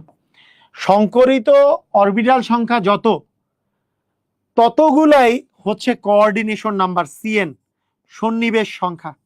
তার মানে সন্নিবেশ সংখ্যা বা কোঅর্ডিনেশন নাম্বার, এই যে সন্নিবেশ সংখ্যাকে আমরা সংক্ষেপে বলি হচ্ছে কোঅর্ডিনেশন নাম্বার, সিএন। বুঝছো? মানে ব্যাপারটা হচ্ছে কোঅর্ডিনেশন নাম্বার বা সন্নিবেশ সংখ্যা হচ্ছে 6। সন্নিবেশ সংখ্যা মানে কি আসলে বাংলাতে বলো তো? সন্নিবেশ সংখ্যা মানে কি? সন্নিবেশ বন্ধনের সংখ্যা। এই সন্নিবেশ সংখ্যা মানে কি? ঢাকা ভার্সিটির পরীক্ষায় প্রায় সময় আসে, বিভিন্ন ভার্সিটির পরীক্ষায় আসে, তোমাদের এইচএসসি তেও আসে। বলো তো এখানে সন্নিবেশ কয়টা বন্ধন গঠন করছে? 6টা লিগ্যান্ড আছে, 6টাই সন্নিবেশ সংখ্যা। সন্নিবেশ বন্ধনের সংখ্যাই হচ্ছে সন্নিবেশ সংখ্যা বা কোঅর্ডিনেশন নাম্বার। বুঝতে পারছো? ক্লিয়ার? বুঝছো? আচ্ছা, এইবার আমরা আসি চৌম্বকত্ব। বলো তো চৌম্বকত্ব কাহিনীটা কি? চৌম্বকত্ব হচ্ছে এইখানে দেখো সবগুলা জোড়া জোড়া আছে। এই সবগুলা কি আছে? জোড়া জোড়া আছে না সবগুলা? যদি সবগুলা জোড়া জোড়া থাকে তাহলে এইটার ধর্মটাকে বলা হয় ডায়াম্যাগনেটিক ধর্ম। ডায়াম্যাগনেটিক এই জিনিসটা একটু লিখে ফেলো আগে, ডায়াম্যাগনেটিক। আর যদি একটাও বিজোড় থাকে সেইটাকে, সেই ধর্মটাকে, সেই চৌম্বকত্বের ধর্মটাকে বলা হয় প্যারাম্যাগনেটিক। প্যারাম্যাগনেটিক অ্যাকচুয়ালি তোমাদেরকে ফিজিক্সে পড়াবে চৌম্বকত্ব বা ম্যাগনেটিজম। এইটা মূলত 3 প্রকারের। এটা তোমাদের ফুল সিলেবাসে আছে, সেকেন্ড পেপারের চ্যাপ্টার 4 এবং 5।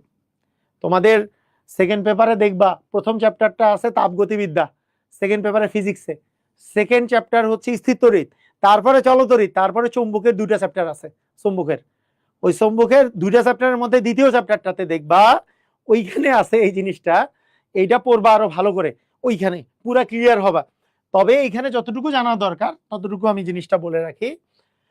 চৌম্বক ওখানে তুমি পড়বা, চুম্বক মানে অ্যাকচুয়ালি হচ্ছে গতিশীল আধানকেই, যখন একটা আধান গতিশীল থাকে তখনই চৌম্বক ক্ষেত্রের সৃষ্টি হয়। যেমন আধানের ফলে, পয়েন্ট চার্জের ফলে যেমন হচ্ছে ইলেকট্রিসিটি প্রডিউস হয়, সেরকম ইলেকট্রিক ফিল্ড প্রডিউস হয়। সেরকম যেমন আমরা বলি কারেন্টের ফলে কেন চৌম্বকত্বের সৃষ্টি হয়? কারণ কারেন্ট মানে হচ্ছে ইলেকট্রনের চলাচল, মানে হচ্ছে ইলেকট্রন গতিশীল আধান, যেটা আধান হচ্ছে মুভ করতেছে বা চার্জ যেটা মুভ করতেছে সেটার ফলেই চৌম্বকত্ব সৃষ্টি হয়। চুম্বক ওই জিনিসগুলোকেই বলে। আমরা এগুলোর দিকে যাব না, আমরা ফিজিক্স তো পড়তেছি না, আমরা কেমিস্ট্রি পড়তেছি, তাই না? কিসের ফিজিক্স ওগুলো পড়াবে তোমাদেরকে, অপূর্ব ভাইয়া পড়াবে, সমস্যা নাই, বা মাশরুম ভাইয়া আমাদের আছে পড়াবে। চৌম্বকত্ব এইটা মূলত 3 প্রকারের। একটা হচ্ছে ডায়াম্যাগনেটিক, কি এক সেকেন্ড, হ্যাঁ আমি ক্লাসে। হ্যালো, ওই সকাল 9টায়, ওর তো সিরিয়াল 9টায়।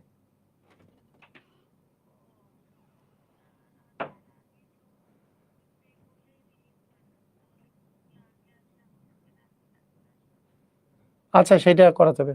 ওকে, আমি ক্লাসের ভিতরে আমি তারপরে ফোন দিই।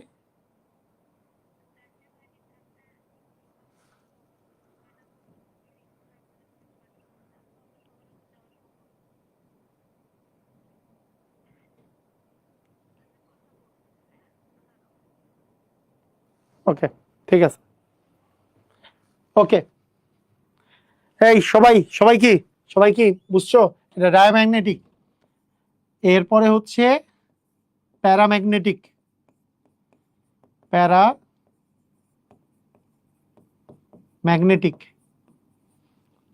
তারপরে হচ্ছে ফেরো ম্যাগনেটিক, ডায়া, প্যারা এবং ফেরো। বলো বলো বলো, এই জিনিসগুলা, এই তিনটা জিনিসের মধ্যে ডায়াম্যাগনেটিক মানে কি জানো? কি হয় ঘটনাটা? ঘটনাটা হচ্ছে, একটু সংক্ষেপে আলোচনা করি।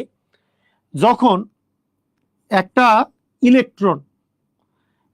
ইলেকট্রন যখন মুভ করে, ইলেকট্রন চার্জ যখন মুভ করে, এর ফলে চার্জ মুভ করার ফলে একটা ম্যাগনেটিক ফিল্ড ক্রিয়েট হয় বা চৌম্বক ক্ষেত্রের সৃষ্টি হয়। বলো, চার্জ মুভ করার ফলে কিসের সৃষ্টি হয়? চৌম্বক ক্ষেত্রের সৃষ্টি হয়। এই চৌম্বক ক্ষেত্রটা যে সৃষ্টি হয়, এই চৌম্বক ক্ষেত্রটার একটা ডিরেকশন আছে, কারণ এটা একটা ভেক্টর রাশি। তো ব্যাপারটা হচ্ছে, যখন ইলেকট্রন একটা জায়গায় মুভ করে, ইলেকট্রন যখন মুভ করে, তখন আমাদের চৌম্বক ক্ষেত্রের সৃষ্টি হয়।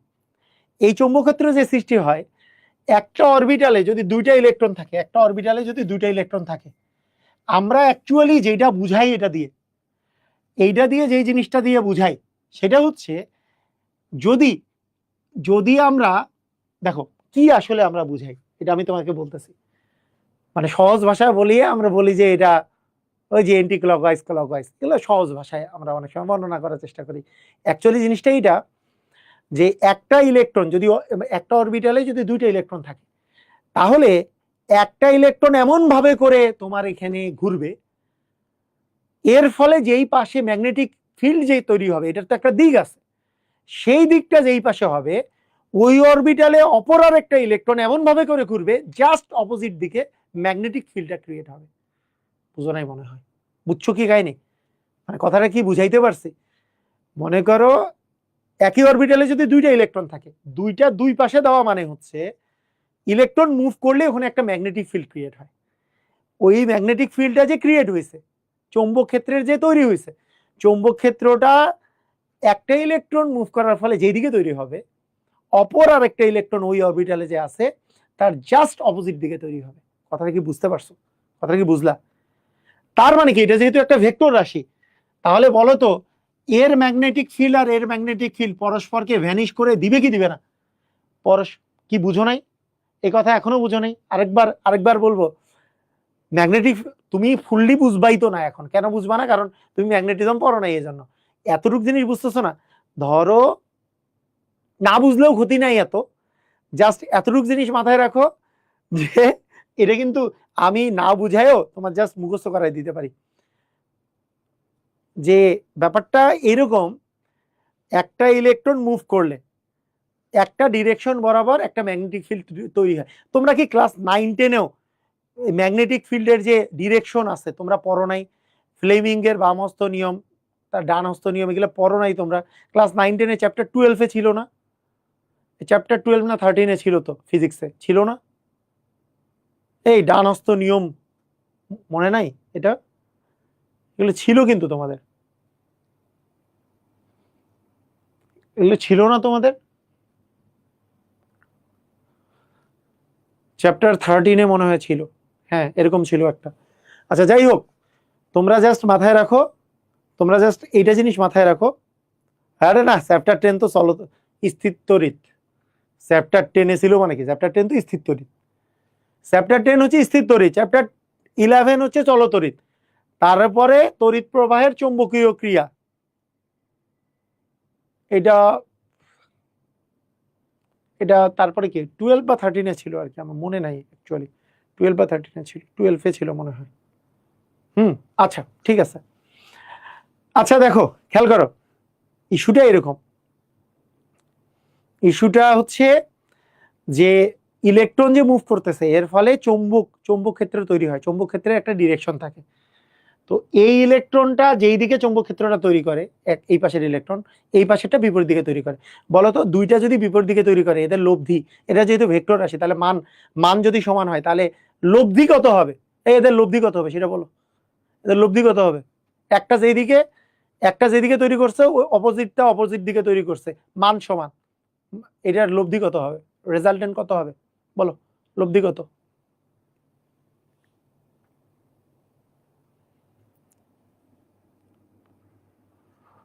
বলো বলো বলো, লব্ধি কত হবে? জিরো না?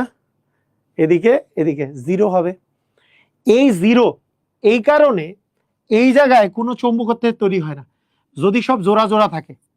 যদি অরবিটালে সব জোড়া জোড়া থাকে, জোড়া জোড়া থাকলে এদের চৌম্বকত্ব তৈরি হয় না, চৌম্বকত্ব সৃষ্টি হয় না, চৌম্বকত্ব সৃষ্টি হয় না, সৃষ্টি হয় না। তার মানে এ আসলে আকর্ষণ তো করেই না, সামান্য আকর্ষণ করেই না, এরা চৌম্বক হিসেবে কাজ আকর্ষণ করে না, বরং বরং সামান্য বিকর্ষণ করে। মানে সামান্য বিকর্ষণ, একই জাতীয় জিনিস যদি কাছে আনো তাহলে সামান্য যেমন বিকর্ষণ করে, তাই এরা সামান্য বিকর্ষণ করে, সামান্য বিকর্ষণ করে। অ্যাকচুয়ালি এরা চৌম্বক হিসেবে কাজ করে না। প্যারাম্যাগনেটিক কি? যেখানে জোড়া নাই, জোড়া বিজোড় ইলেকট্রন থাকে, যেখানে বিজোড় ইলেকট্রন যদি থাকে, বিজোড় ইলেকট্রন যদি থাকে তাহলে এখানে একটা আরেকটাকে ভ্যানিশ করতে পারে না। দেখো এখন তুমি এদিকে তাকাও, এই জায়গায় সব জোড়া জোড়া আছে, এই ইলেকট্রনকে ভ্যানিশ করছে, লব্ধি ম্যাগনেটিক ফিল্ড জিরো, একে ভ্যানিশ করছে জিরো, একে ভ্যানিশ করছে জিরো, তাই নেট ম্যাগনেটিক ফিল্ড এখানে জিরো। তাই এটা হচ্ছে ডায়াম্যাগনেটিক, যেখানে কোনো চৌম্বকত্ব তৈরি হয় না, তাই এটাকে আমরা বলবো ডায়াম্যাগনেটিক। কিন্তু যদি একটাও বিজোড় ইলেকট্রন থাকে, এই অরবিটালে যে বিজোড় ইলেকট্রনটা আছে, এই অরবিটালে তুমি যে বিজোড় ইলেকট্রনটাকে দেখতে পাচ্ছ, এই যে বিজোড় ইলেকট্রন, এই যে বিজোড় ইলেকট্রন, এই যে বিজোড় ইলেকট্রন, এই বিজোড়গুলা থাকার ফলে এইটা জিরো হইছে, এইটাকে জিরো বানাইছে, কিন্তু একে জিরো বানানোর মতো কেউ ছিল না। যেহেতু জিরো বানানোর মতো কেউ নাই, তার মানে এখানে চৌম্বকত্ব তৈরি হবে। এটাকেই বলে হচ্ছে প্যারাম্যাগনেটিক পদার্থ। তার মানে চৌম্বকত্ব সৃষ্টি হবে, চৌম্বকত্ব সৃষ্টি হবে। কথা কি বুঝতে পারছো? একটু জানাও, সবাই কি বুঝতে পারলা? চৌম্বকত্ব তৈরি হবে, যে বুঝছো, চৌম্বকত্ব সৃষ্টি হবে। তখন এই জিনিসটাকে আমরা বলবো, মানে এটা কিন্তু আকর্ষণ করে, এটা আকর্ষণ করে, আকর্ষণ করে। এবং যত বেশি বিজোড় ইলেকট্রন তত বেশি প্যারা, যত বেশি বিজোড় ইলেকট্রন তত প্যারা বলতে তত বেশি আকর্ষণ করবে, এরা ম্যাগনেটিজম হিসেবে কাজ করবে, ম্যাগনেটিক হিসেবে কাজ করবে। আর ফেরোম্যাগনেটিক, এইটা একটা বিশেষ ধর্ম আয়রনের, এইটা আয়রন, কোবাল্ট এবং নিকেল, এগুলোকে ফেরোম্যাগনেটিক পদার্থ বলা হয়। এদের ক্ষেত্রে ডোমেইন তৈরি হয়, এবং এই ডোমেইনটাও, এই লাইনগুলো যে বলতেছি এগুলো ফিজিক্সের লাইন না, সরি কেমিস্ট্রির লাইন না, এগুলো ফিজিক্সের লাইন। এটাও তোমাকে জানতে হবে না, এটা ডোমেইন তৈরি হয়, এটা তোমাকে এখানে জানতে হবে না, ফিজিক্সে যা জানতে হবে। ডোমেইন তৈরি করলে, ডোমেইন তত্ত্ব বলে একটা তত্ত্ব আছে, ওটাও পড়বা আর কি ওখানে। এখানে যখন নির্দিষ্ট ডোমেইন তৈরি হয়, আরো প্রবলভাবে আকর্ষণ করে, একটা নির্দিষ্ট অঞ্চল যখন ব্যাপী এগুলোর ডিরেকশন থাকে, ওই ফিজিক্সে যেয়ে পড়বা। তো আমাদের এই তিনটা পার্ট আছে, এই তিনটা পার্টের মধ্যে এইটুক মুখস্থ, আয়রন, কোবাল্ট, নিকেল হচ্ছে ফেরো। আর বাকি দুইটার মধ্যে যদি সব জোড়া জোড়া থাকে তাহলে ডায়া, যদি একটাও বিজোড় থাকে তাহলে প্যারা। বুঝছো কিনা? এই সবাই বুঝছো কিনা একটু জানাও, সবাই কি বুঝতে পারছো? আয়রন, কোবাল্ট, নিকেল হচ্ছে ফেরো, এদের নিয়ে চিন্তা নাই আমাদের এখন চিন্তা হচ্ছে কি নিয়ে বলো? ডায়া এবং প্যারা নিয়ে। যদি সব জোড়া জোড়া থাকে তাহলে ডায়া, যদি একটাও বিজোড় থাকে তাহলে প্যারা। বুঝছো? কারা কারা বুঝছো বলো? একটাও যদি বিজোড় থাকে তাহলে প্যারা।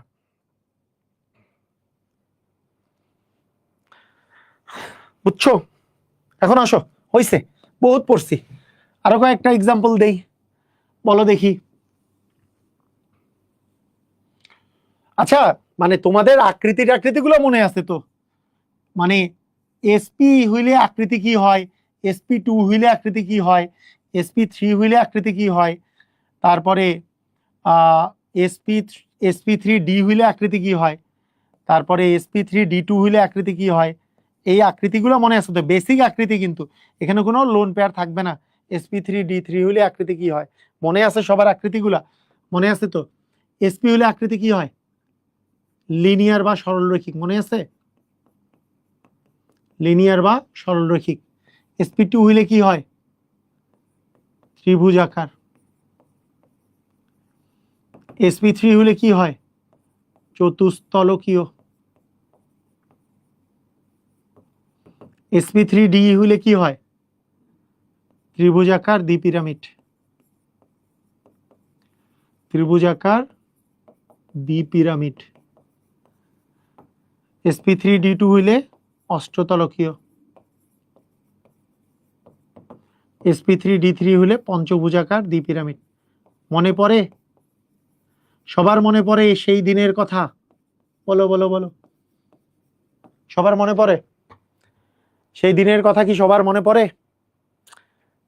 কিন্তু বলো দেখি, এগুলোতে আমাদের এইটাতে sp3d যেমন হইতে পারে, জটিল যৌগের ক্ষেত্রে dsp3 হইতে পারে কি পারে না? ডিটা আগেও আসতে পারে, ডিটা পরেও আসতে পারে।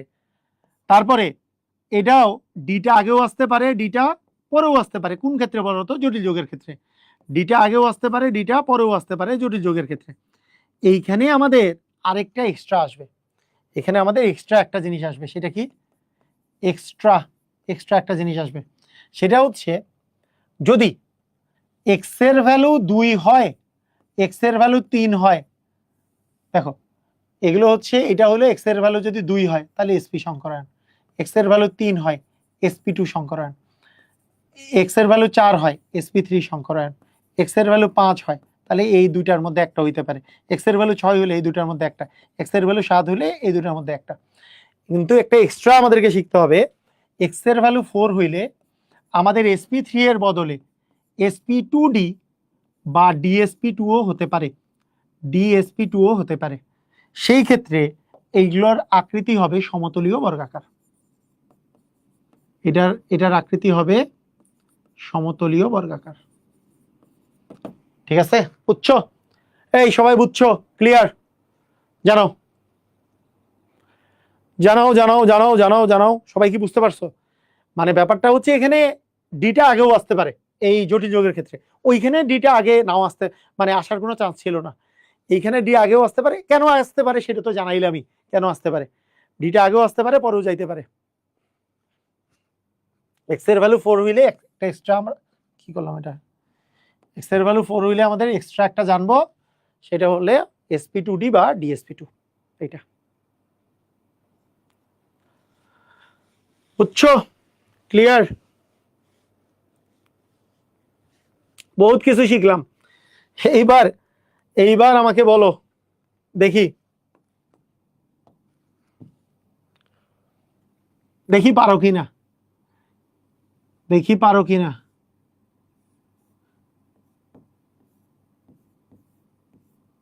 বলো দেখি, এইটা এইটা এর শঙ্করায়ন বের করো তো, আকৃতি বের করো তো, পারো কিনা দেখি, শঙ্করায়ন বের করো।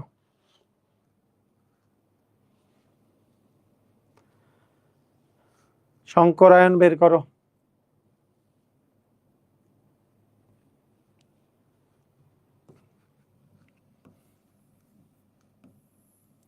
দুইটা করি না, একটা একটা করে করি, জায়গা কমে যায় দুইটা করে করলে। বলো বলো বলো বলো বলো বলো, কি হবে? প্রথমে বলো, কার্বনিল এর জারণ সংখ্যা তোমাদেরকে শিখাইছিলাম, এর জারণ সংখ্যা কত? 0। বলো তো নিকেলের জারণ সংখ্যা এখানে কত, একটু ভাইয়া বলো তো, আমি কালকে জানাই দিব, এক্সামের টাইম টুম এগুলো সব কালকে জানাই দিব। বলো বলো বলো, একটু বলো দেখি, যে এখানে নিকেলের জারণ সংখ্যা কত? নিকেলের জারণ সংখ্যা, নিকেলের জারণ সংখ্যা বুয়েট ভর্তি পরীক্ষায় এমসিকিউতে আসছিল, বুয়েট ভর্তি পরীক্ষায় কি নিকেলের জারণ সংখ্যা কত? রাইট, যেহেতু কার্বনিল এটার 0, তাহলে x প্লাস 0 ইন্টু 4 মানে তো 0ই, তার মানে এখানে নিকেলের জারণ সংখ্যা হচ্ছে 0। তাহলে নিকেলের ইলেকট্রন বিন্যাস যদি করো 28, তাহলে আর্গনের পরে আর্গনের পরে কি আসবে 3d8 3d8 বলো তো 3d8 যে আছে 3d8 যে আছে তারপরে কি হবে 4s2 এরকম 3d8 4s2 তোমার তো এটা 3d এই যে 2 আর 8 যেহেতু আছে 2 আর 8 দিয়ে দিলাম এরকম তোমরা আমাকে বলো তো এটা যদি 3d অরবিটাল হয় 5টা ভাগে যদি ভাগ করে ফেলি 5টা ভাগে 3d তারপরে 4s তারপরে 4p আচ্ছা আরো 4d দিলাম বলো বলো বলো বলো কি অবস্থা তোমাদের বলো কি হবে এটা হচ্ছে 4s এটা 4p এটা 4d 4d লাগলে দিচ্ছি আচ্ছা এখানে আছে মোট 10টা ইলেকট্রন এখানে আছে মোট কয়টা ইলেকট্রন 10টা এই 10টা ইলেকট্রন বলো তো কার্বনিল চাপাবে কি চাপাবে না কি মনে হয় সিওটা কি চাপায় কি চাপায় না কি মনে হয় চাপাবে ইয়েস অর নো চাপাবে নাকি চাপাবে না অনেক বলছে ডিএসপি2 হ্যাঁ অনেক বলছে ডিএসপি2 ওর বুদ্ধিমত্তা থেকে বলেছে ডিএসপি2 কিভাবে করে বুঝলো ওর কাছে কোনো একটা প্রসেসে মনে হয়েছে হ্যাঁ এখন একটা জিনিস খেয়াল করো এইখানে কি আছে ডিতে কয়টা আছে 8টা এসে কয়টা আছে 2টা মিলে কয়টা হইলো 10টা 10টাকে যদি চাপায় দাও তাহলে কয়টার মধ্যে 10টা আটবে বলো এই 5টার মধ্যে 10টা এটে গেছে কি এটে যায় নাই বুঝছো কি মোট ইলেকট্রন কয়টা 10টা চাপাইলো চাপাই দিছে 10টাকে এইবার আমার লিগ্যান্ডের যে ইলেকট্রনগুলো সেগুলো প্রবেশ করবে কয় জোড়া 4 জোড়া 1 2 3 4 তাহলে কি হলো এস পি 3 একটা এস 3টা পিতে তার মানে এটার আকৃতি কি চতুস্তলকীয় টেট্রাহেড্রাল বা চতুস্তলকীয় এটার কোঅর্ডিনেশন নাম্বার কত 4 এটার ম্যাগনেটিজম কি সব জোড়া জোড়া মানে ডায়াম্যাগনেটিক বুঝছো কি বুঝো নাই তোমরা একটু আমাকে জানাও সবাই কি বুঝলা সবাই কি বুঝছো নাকি 2-1 জন বুঝার কম আছো একটু জানাও দেখি সবাই কি বুঝতে পারছো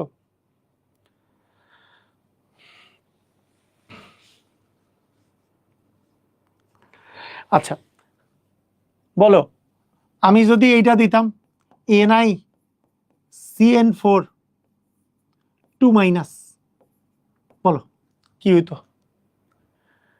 বলো বলো বলো কি হইতো এটা কাহিনী কি হইতো এখানে নিকেলের জারণ সংখ্যা কত এইটার -1 × 4 মানে -4 টোটালটা মিলে -2 তার মানে নিকেলের +2 তার মানে এখানে হইতো নিকেলের +2 তাহলে 28 নিকেল যদি দেই আর্গনের পরে 3d এবং 4s তাহলে 28 দিলাম কিন্তু 2+ যেহেতু তার মানে এসে কোনো ইলেকট্রন নাই তাহলে এইবার আমরা 3d orbital 4s 4p 4d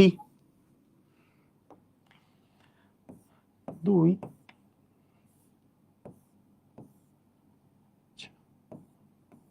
এটা লাগলে দিব 3p 3d 4s 4p 4d বলো আমাদের সিএন চাপাবে কি চাপাবে না সিএন চাপাবে কি চাপাবে না ইয়েস অর নো সিএন চাপাবে কি চাপাবে না সায়ানো কি চাপায় কি উইক ফিল নাকি স্ট্রং ফিল চাপাবে চাপাবে তাই না চাপাইলে 8টাকে কয়টার মধ্যে নিবে 4টার মধ্যে 1 2 3 4 4 দুগুণে 8টা শেষ এখন লিগেন্ড আছে কয়টা 4টা 1 2 3 4 প্রথমটা কোথায় ডিতে তারপরটা কোথায় এসে তারপর দুইটা কোথায় পিতে তার মানে ডিএসপি2 তাহলে আকৃতি কি ডিএসপি2 এর আকৃতি কি কি বলছিলাম sp2d আর ডিএসপি2 এগুলার আকৃতি কোথায় আকৃতি লিখলাম না এই তো এই যে sp2d আর dsp2 সমতলীয় বর্গাকার লিখছিলাম সমতলীয় বর্গাকার বুঝতে পারছো কারা কারা বুঝছো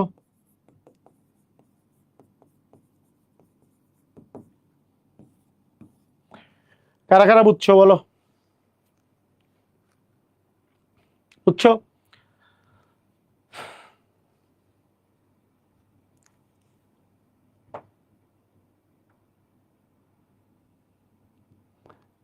সমতুল্য বর্গাকারের প্ল্যানার স্কোয়ার না স্কোয়ার প্ল্যানার ইংলিশ বলতে গেলে তখন প্লেনারটা আগে আসবে না, স্কোয়ারটা আগে আসবে, স্কোয়ার প্লেনার। ঠিক আছে, এটা ইংলিশ হচ্ছে স্কোয়ার প্লেনার, মানে ইংলিশে লিখলে কিন্তু প্লেনার স্কোয়ার লেখা যাবে না, স্কোয়ার প্লেনার। ওকে, ঠিক আছে। এইবার দেখো, এইবার আমরা আরেকটা করি। ধরো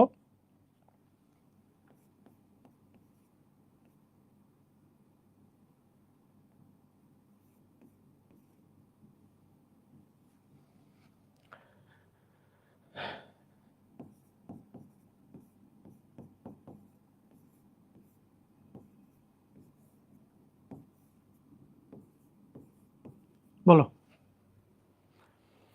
বলো বলো বলো কি হবে?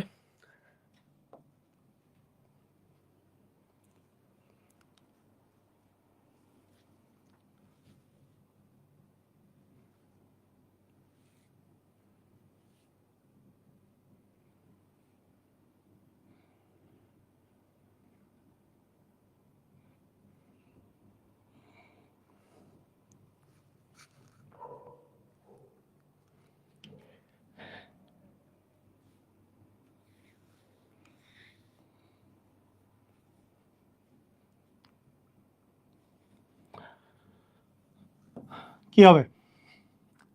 এখানে চার্জ কত? এর তো 0 × 4 মানে 0, এটা তো -2, তার মানে এটা হবে +2। জিঙ্ক 2+ এর ইলেকট্রন বিন্যাস করলে কি হবে? আর্গনের পরে জাস্ট আমাদের 30-তে 3d10 4s2 ছিল, যেহেতু 2+ আছে 3d10, তাহলে বলো এইখানে CH মানে H2O চাপাবে কি চাপাবে না? তুমি বলবা চাপাবে কি চাপাবে না, এই কোশ্চেন আসে কই থেকে? কেন আসবে না? কেন 1 2 3 4, হ্যাঁ কেন আসবে না বলো তো? 3d4s ওর চাপানোর জায়গা আছে, ওর চাপানোর জায়গা আছে, আমাকে একটু বলো চাপানোর কই জায়গা? ওর তো 10টা ইলেকট্রন ফুলফিল, তাহলে তো সে অলরেডি এরকম করে আছে। এ ওখানে উইক ফিল লিগ্যান্ড, তাতে কি হয়েছে? এ তো অলরেডি এরকম 10টা, বোঝো নাই মনে হয়? ওর চাপানোর আর জায়গা আছে নাকি? তো already weak field ligand, sorry মানে অলরেডি, মানে এর তো 10টা পূরণ হয়ে আছে এরকম। এখন আমাদের লিগ্যান্ড আছে 4টা, তার মানে এখানে একটা, এখানে 3টা, তার মানে sp3। বুঝছো? এটা আমার H2O চাপানোর জায়গাই তো নাই, এটা চাপানোর মানে কথাই তো আসতেছে না। ডায়া নাকি প্যারা? এটাও ডায়া, এটাও ডায়া। আচ্ছা, এর আগেরটা কি ছিল? এটা ডায়া না প্যারা ছিল? এটাও ডায়া ছিল। তার আগেরটা ডায়া নাকি প্যারা ছিল? এটাও ডায়া ছিল, এটাও ডায়া ছিল। আচ্ছা, তোমার কাছে মনে হচ্ছে না স্ট্রং ফিল লিগ্যান্ড দিলেই সববার খালি ডায়া ডায়া ডায়া ডায়া হচ্ছে? কোনো প্যারার কোনো কাহিনী নেই, স্ট্রং ফিল লিগ্যান্ড দিলেই সব ডায়া ডায়া ডায়া ডায়া হচ্ছে। স্ট্রং ফিল লিগ্যান্ড আমরা যদি দেই তাহলে সব ডায়া হচ্ছে, সেই কথাটা কি সত্য নাকি নাও হইতে পারে? ধরো এখানে দিলাম এটা, এটা দেখো তো, এখানে এফি এর জারণ সংখ্যা কত? এর হচ্ছে -1 × 6 মানে -6, পুরাটা মিলে -3 হবে, তাহলে এর +3 হইতে হবে।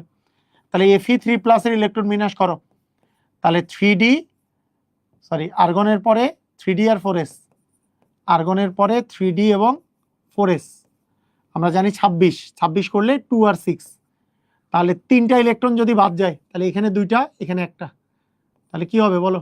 3d5 হবে। তাহলে 3d5 হইলে কি হবে বলো? কি হবে? কি হবে? 3d5 হইলে কাহিনী কি হবে? এই তো ডি অরবিটালে 5টা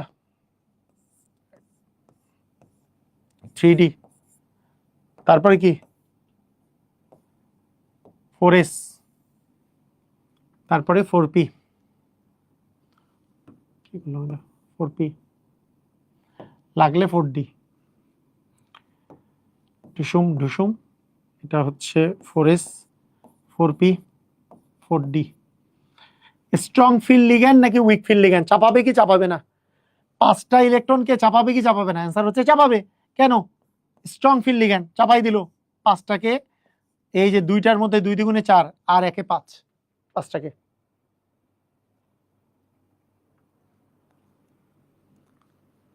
আয়রন কোবাল্ট নিকেল কখন ফেরোম্যাগনেটিক হবে? আয়রন কোবাল্ট নিকেল যখন ধাতু হিসেবে থাকবে, অনলি ধাতু, আয়রন কোবাল্ট নিকেল যখন ধাতু হিসেবে থাকবে তখন ফেরোম্যাগনেটিক। এগুলো তো ধাতু না, এগুলো তো যৌগ। যৌগের মধ্যে থাকলে হবে না, এগুলো জাস্ট নরমাল, এগুলো তো যৌগ। জটিল যৌগের মধ্যে থাকলে ডায়া বা প্যারা, শুধু ধাতু হিসাবে ওরা হচ্ছে ফেরো। বুঝতে পারছো? ক্লিয়ার? তাহলে এখন দেখো আমাদের যে লোন, আমাদের যে ওই যে শেয়ার করলো যে 6 জোড়া, 1 জোড়া 2 জোড়া 3 জোড়া 4 5 6, তাহলে প্রথমটা ডিতে, তারপরেরটা এসে, তারপরে তিনটা, প্রথম দুইটা এসে, তারপরে এসে, প্রথম দুইটা হচ্ছে ডিতে, তারপরেরটা এসে, তারপরে তিনটা পিতে।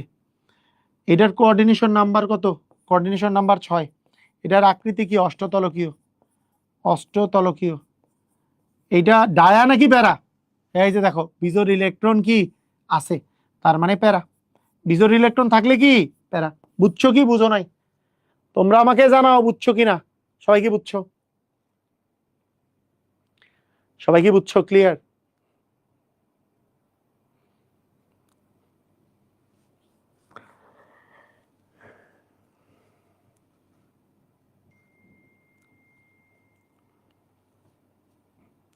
সবাই ক্লিয়ার? বুঝছো? পারবা?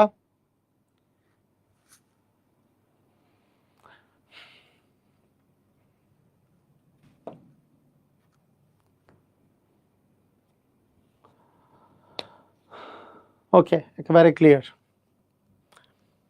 এইখানে তোমাদের বইয়ে তেমন ইয়ার মধ্যে, আচ্ছা আরো দুই একটা করতে পারি আমরা।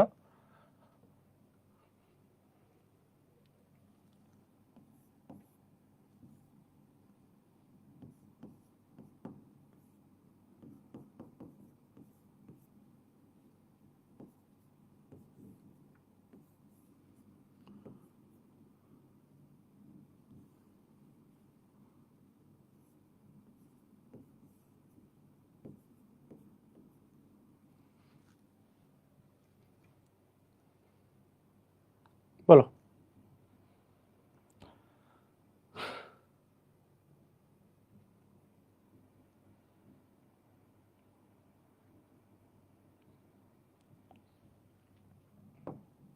কি হবে?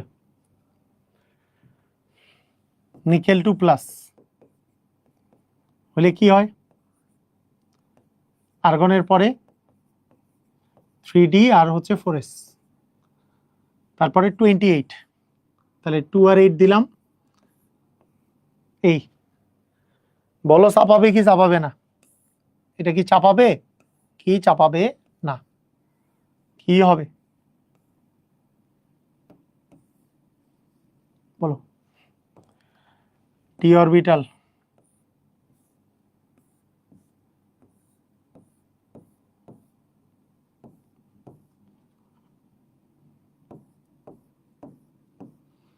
এটা হচ্ছে 3d, এটা 4s, এটা 4p, এটা 4d।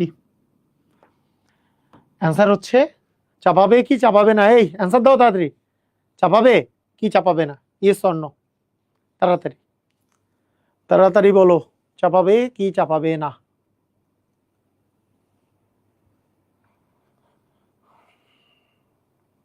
না, চাপাবে না। কেন? কারণ H2O উইক ফিল্ড লিগ্যান্ড, তাহলে চাপাইলো না। তাহলে কি হইলো? 8টারে আমরা কেমনে দিব? 1 2 3 4 5 হুন্ডের নীতি অনুসারে 6 6 7 8 এভাবে দিব 8টাকে। চাপাবে না, কারণ এটা উইক ফিল্ড লিগ্যান্ড। ওই যে কেন্দ্রীয় পরমাণুতে অক্সিজেন বা হ্যালোজেন থাকলে উইক ফিল্ড। এখন আমাদের কি হবে? এখন আমাদের কি হবে? এখন আমাদের এখান থেকে 6 জোড়া, 1 জোড়া 2 জোড়া 3 জোড়া 4 জোড়া 5 জোড়া 6 জোড়া। তাহলে প্রথমটা এসে, প্রথমটা প্রবেশ করছে এসে, তারপরে তিনটা পিতে, তারপরে দুইটা দিতে, তার মানে sp3d2 সংকরায়ন। sp3d2 সংকরায়ন, sp3d2 সংকরায়ন যদি হয়, বলো দেখি যে প্রথম কথা হচ্ছে কোঅর্ডিনেশন নাম্বার কত? 6। আকৃতি কি? অষ্টতলকীয়। অষ্টতলকীয়।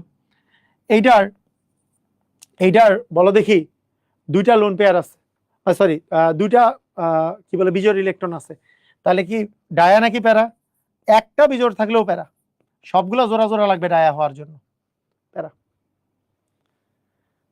বুঝছো? ক্লিয়ার? প্রথমটা এস এ তাই এস, তিনটা পি তাই পি থ্রি, তারপরে দুইটা ডি, sp3 d2 শঙ্করায়ন। অ্যাডমিশনে একটু পড়াই দেই, বুঝছো? এখন তোমার এই পর্যন্ত না জানলেও চলবে, একটু আমি যতটুকু বললাম এতটুকু মনে রাখতে পারো, এতটুকু। তবে এখানে ভেজাল, মানে তুমি ভেজাল করার কোনো দরকার নাই, তুমি নর্মালি যেভাবে যতটুকু জানছো এটাই এনাফ এখানে। আচ্ছা, এখানে এখন শোনো, কথাটা বুঝো বুঝো। এই জায়গায় আমরা এখন পর্যন্ত শঙ্করায়নে সবচেয়ে ইম্পর্টেন্ট শঙ্করায়ন পড়িনি, যেই শঙ্করায়ন আল্লাহ দুনিয়ায় ব্যতিক্রম। কি কাহিনী? কাহিনী হচ্ছে তোমার পরীক্ষা তো আসবে এটাই, সেই জিনিসের নাম কি? Tetraammine copper sulphate. Tetraammine copper sulphate. এইটার যদি তুমি শঙ্করায়ন করো, শঙ্করায়ন যদি করো, এখানে প্রথমে চার্জ হচ্ছে Fe2 Cu2 প্লাস, আর্গনের পরে 3d এবং 4s, 4s 1 ছিল, 3d এইটা, তার মানে এটা 3d9 হবে, 3d9 হবে। এখন কাহিনী যেটা সেটা হচ্ছে 3d9 যদি হয়, দেখো কাহিনী 3d9 যদি হয় বিষয়টা কিরকম দাঁড়াবে? কানেক্ট সার্ভার্স, ওকে, সার্ভারের সাথে কানেক্ট করতে পারতেছে না, ইয়াতে আমাদের ওই ব্যাপে কি হলো,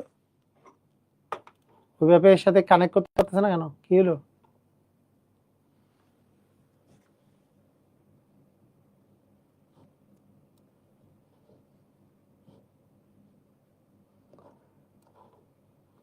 আচ্ছা আমি জানি না,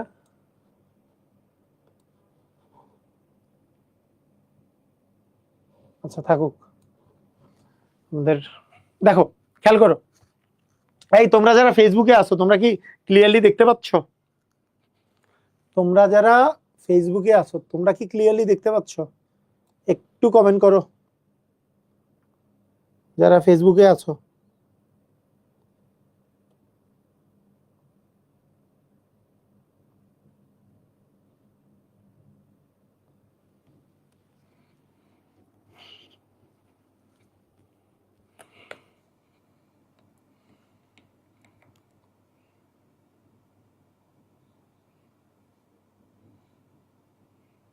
এক সেকেন্ড।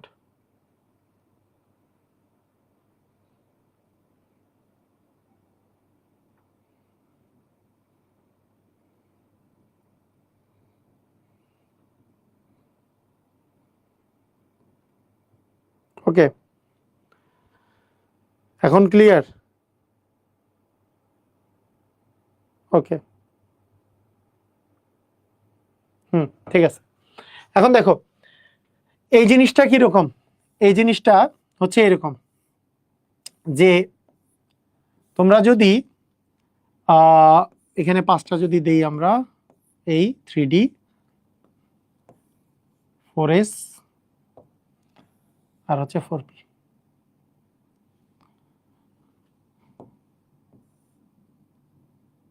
আমরা তো এটা দিয়ে দিতে পারতাম, আচ্ছা যাই হোক এটা দিয়ে দিচ্ছি কেন?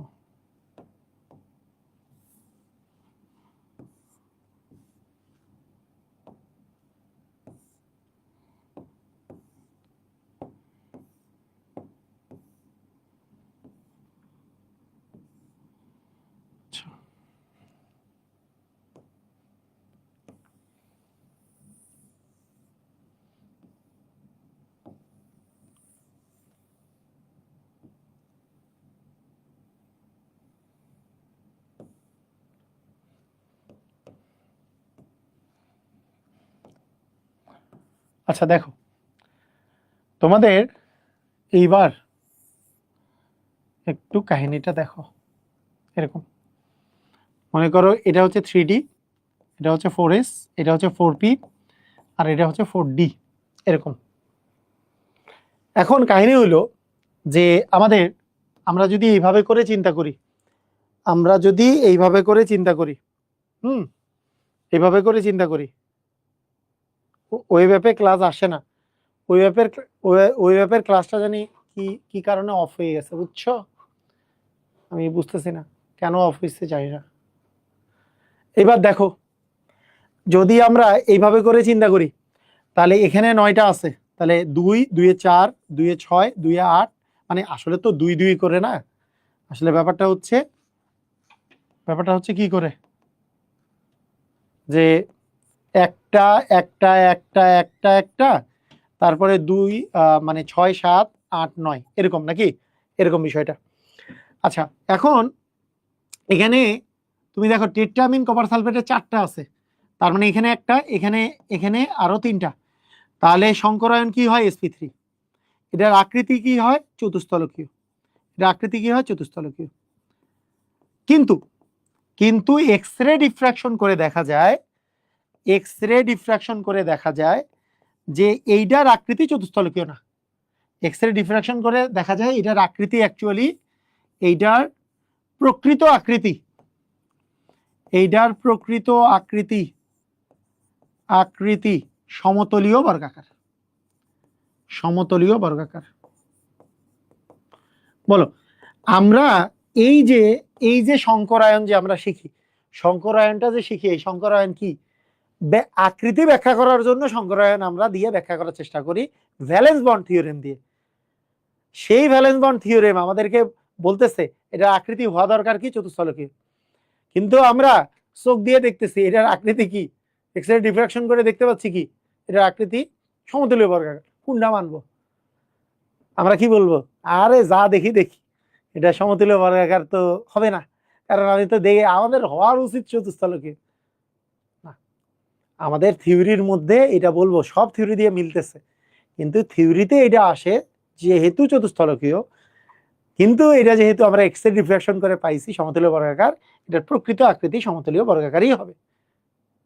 তাহলে কি হইলো, তাহলে বলবো আমরা তাহলে এটা sp3 নয়, এটা sp3 নয়। কেন? কারণ এর আকৃতি চতুস্তলকীয় নয়, এই কারণে এটা sp3 নয়। তাহলে এটাকে, এটা হচ্ছে সমতলীয় বর্গাকার। এইবার আমাদের মারামারি শুরু হবে সমতলীয় বর্গাকার নিয়ে। সমতলীয় বর্গাকার আকৃতি দুই ক্ষেত্রে পাওয়া যায়। সমতলীয় বর্গাকার আকৃতি কয় ক্ষেত্রে পাওয়া যায় বলতো? দুইটা ক্ষেত্রে।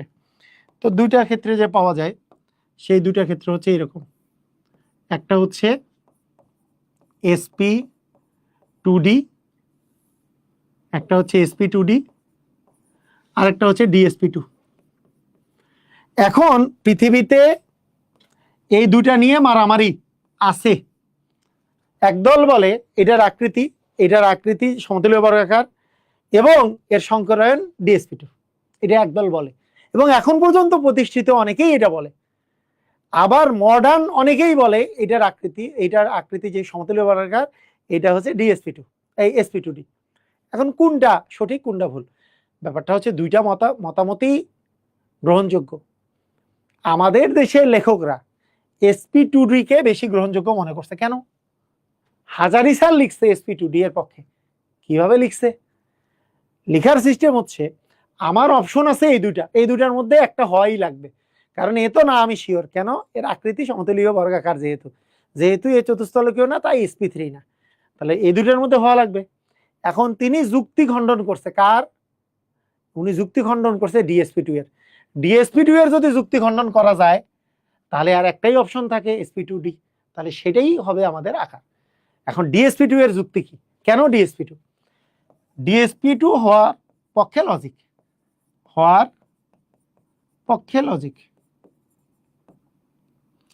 পক্ষে যুক্তি কি যুক্তি? সুন্দর যুক্তিটা কি? যে তাদের কথা হলো যে এই জিনিস যে আছে, এই জিনিসটা ধরলাম আমি এইখানে নিয়ে আসছি, এইটা।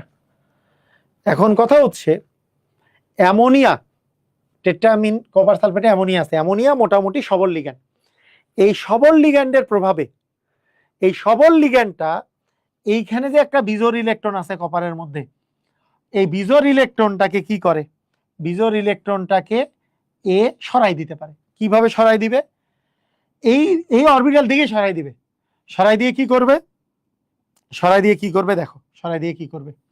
সরাই দিয়ে সে এই যে আসলে 4 জোড়া ইলেকট্রন দিচ্ছিল, 4 জোড়া ইলেকট্রন 1 জোড়া এখানে, 2 দ্বিতীয় এখানে, 3 নাম্বার এখানে, 4 নাম্বার এখানে, এবং ওই যে ইলেকট্রনটা যে কপারের আছে, কপারের ইলেকট্রনটা এখানে বসবে। এইখান থেকে সে লজিক দিছে কি, এইটা ডিতে প্রথমে ঢুকছে, এসে তারপরে পিতে দুইটা, তাই এটা DsP2। খুব সুন্দর লজিক, কথা বুঝছো কিনা? খুবই সুন্দর লজিক। এটা কি কথাটা কি বুঝলা? এটা কি কথা কি বুঝছো? এইটা হচ্ছে DsP2 হওয়ার পক্ষে লজিক। এটা কি বুঝতে পারছো যে এই যে সবল লিগ্যান্ডটা যে আছে, সবল লিগ্যান্ডটা এখানকার ইলেকট্রনটাকে সরাই দিছে, সরাই দিয়ে এর 4টা যে ওই যে তোমার শেয়ার করে সেই 4টা ঢুকে গেছে, 4টা ঢুকে যে এটা DsP2 হইছে। এটা হচ্ছে DsP2 হওয়ার পক্ষে লজিক। এইবার sp3d sp2d হওয়ার পক্ষে লজিক, হওয়ার পক্ষে লজিক খুব স্পেশাল কোনো লজিক নাই, তার যুক্তি খুব সোজা সাপটা। কি সোজা সাপটা? আমি যদি প্রমাণ করতে পারি DsP2 না, তাহলে আমার কাছে একটাই অপশন আছে, sp2d। এখন ব্যাপারটা হচ্ছে এইখানে কপারের চার্জ হচ্ছে already copper 2+, tetraammine copper সালফেটে already কপারের চার্জ, কপার এর চার্জ হচ্ছে +2। এখন যদি সংকরিত অরবিটালের পরে, এগুলো সংকরিত অরবিটাল, পরে একটা ইলেকট্রন যদি থাকে, সংকরিত অরবিটালের পরে, যদি সংকরিত অরবিটালের পরে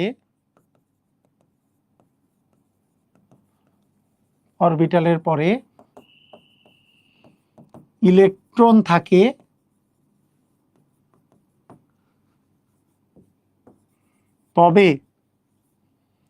তবে তা অনেক অস্থিতিশীল হবে এবং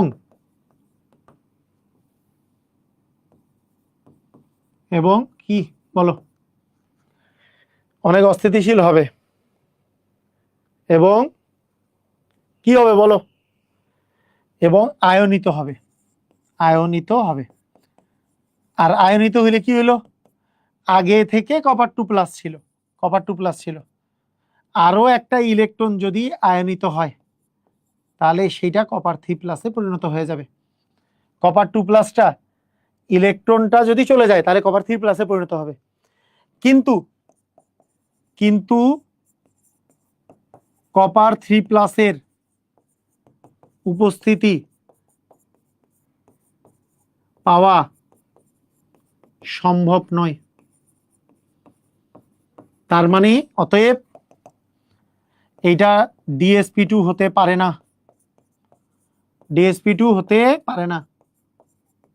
তাহলে কি হতে পারে? অতএব এটা কি বলো, DsP2 যদি নাই হইতে পারে, DsP2 যদি না হতে পারে, সে কি হতে পারে তাহলে? আর একটাই জিনিস আছে, অতএব টেট্রাঅ্যামিন কপার সালফেট sp2d। অদ্ভুত শোনাইলেও ঢুসুম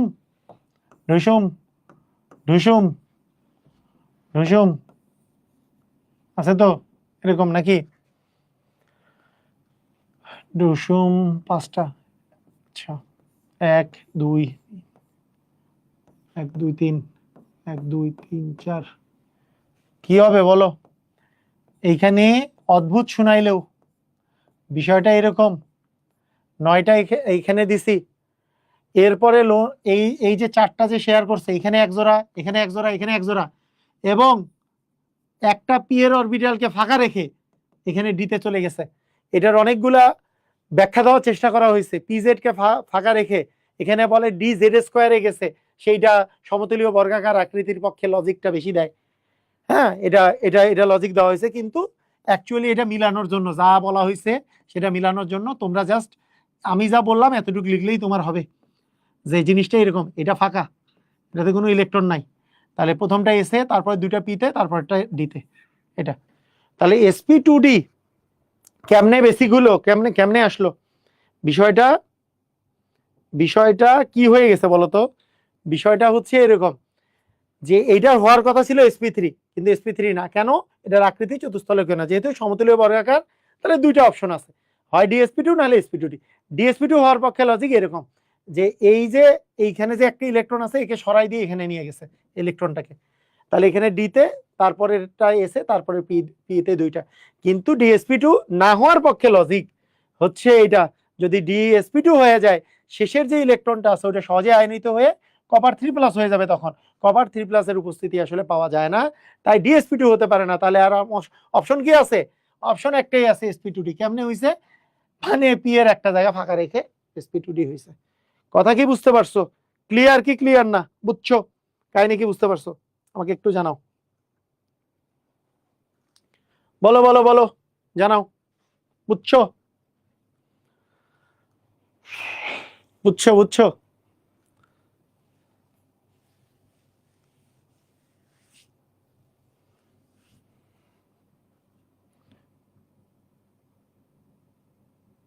ওকে, ঠিক আছে।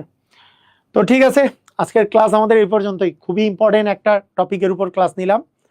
আগামী পরশুদিন আমাদের ক্লাস হবে। পরীক্ষা কখন হবে? Mega exam.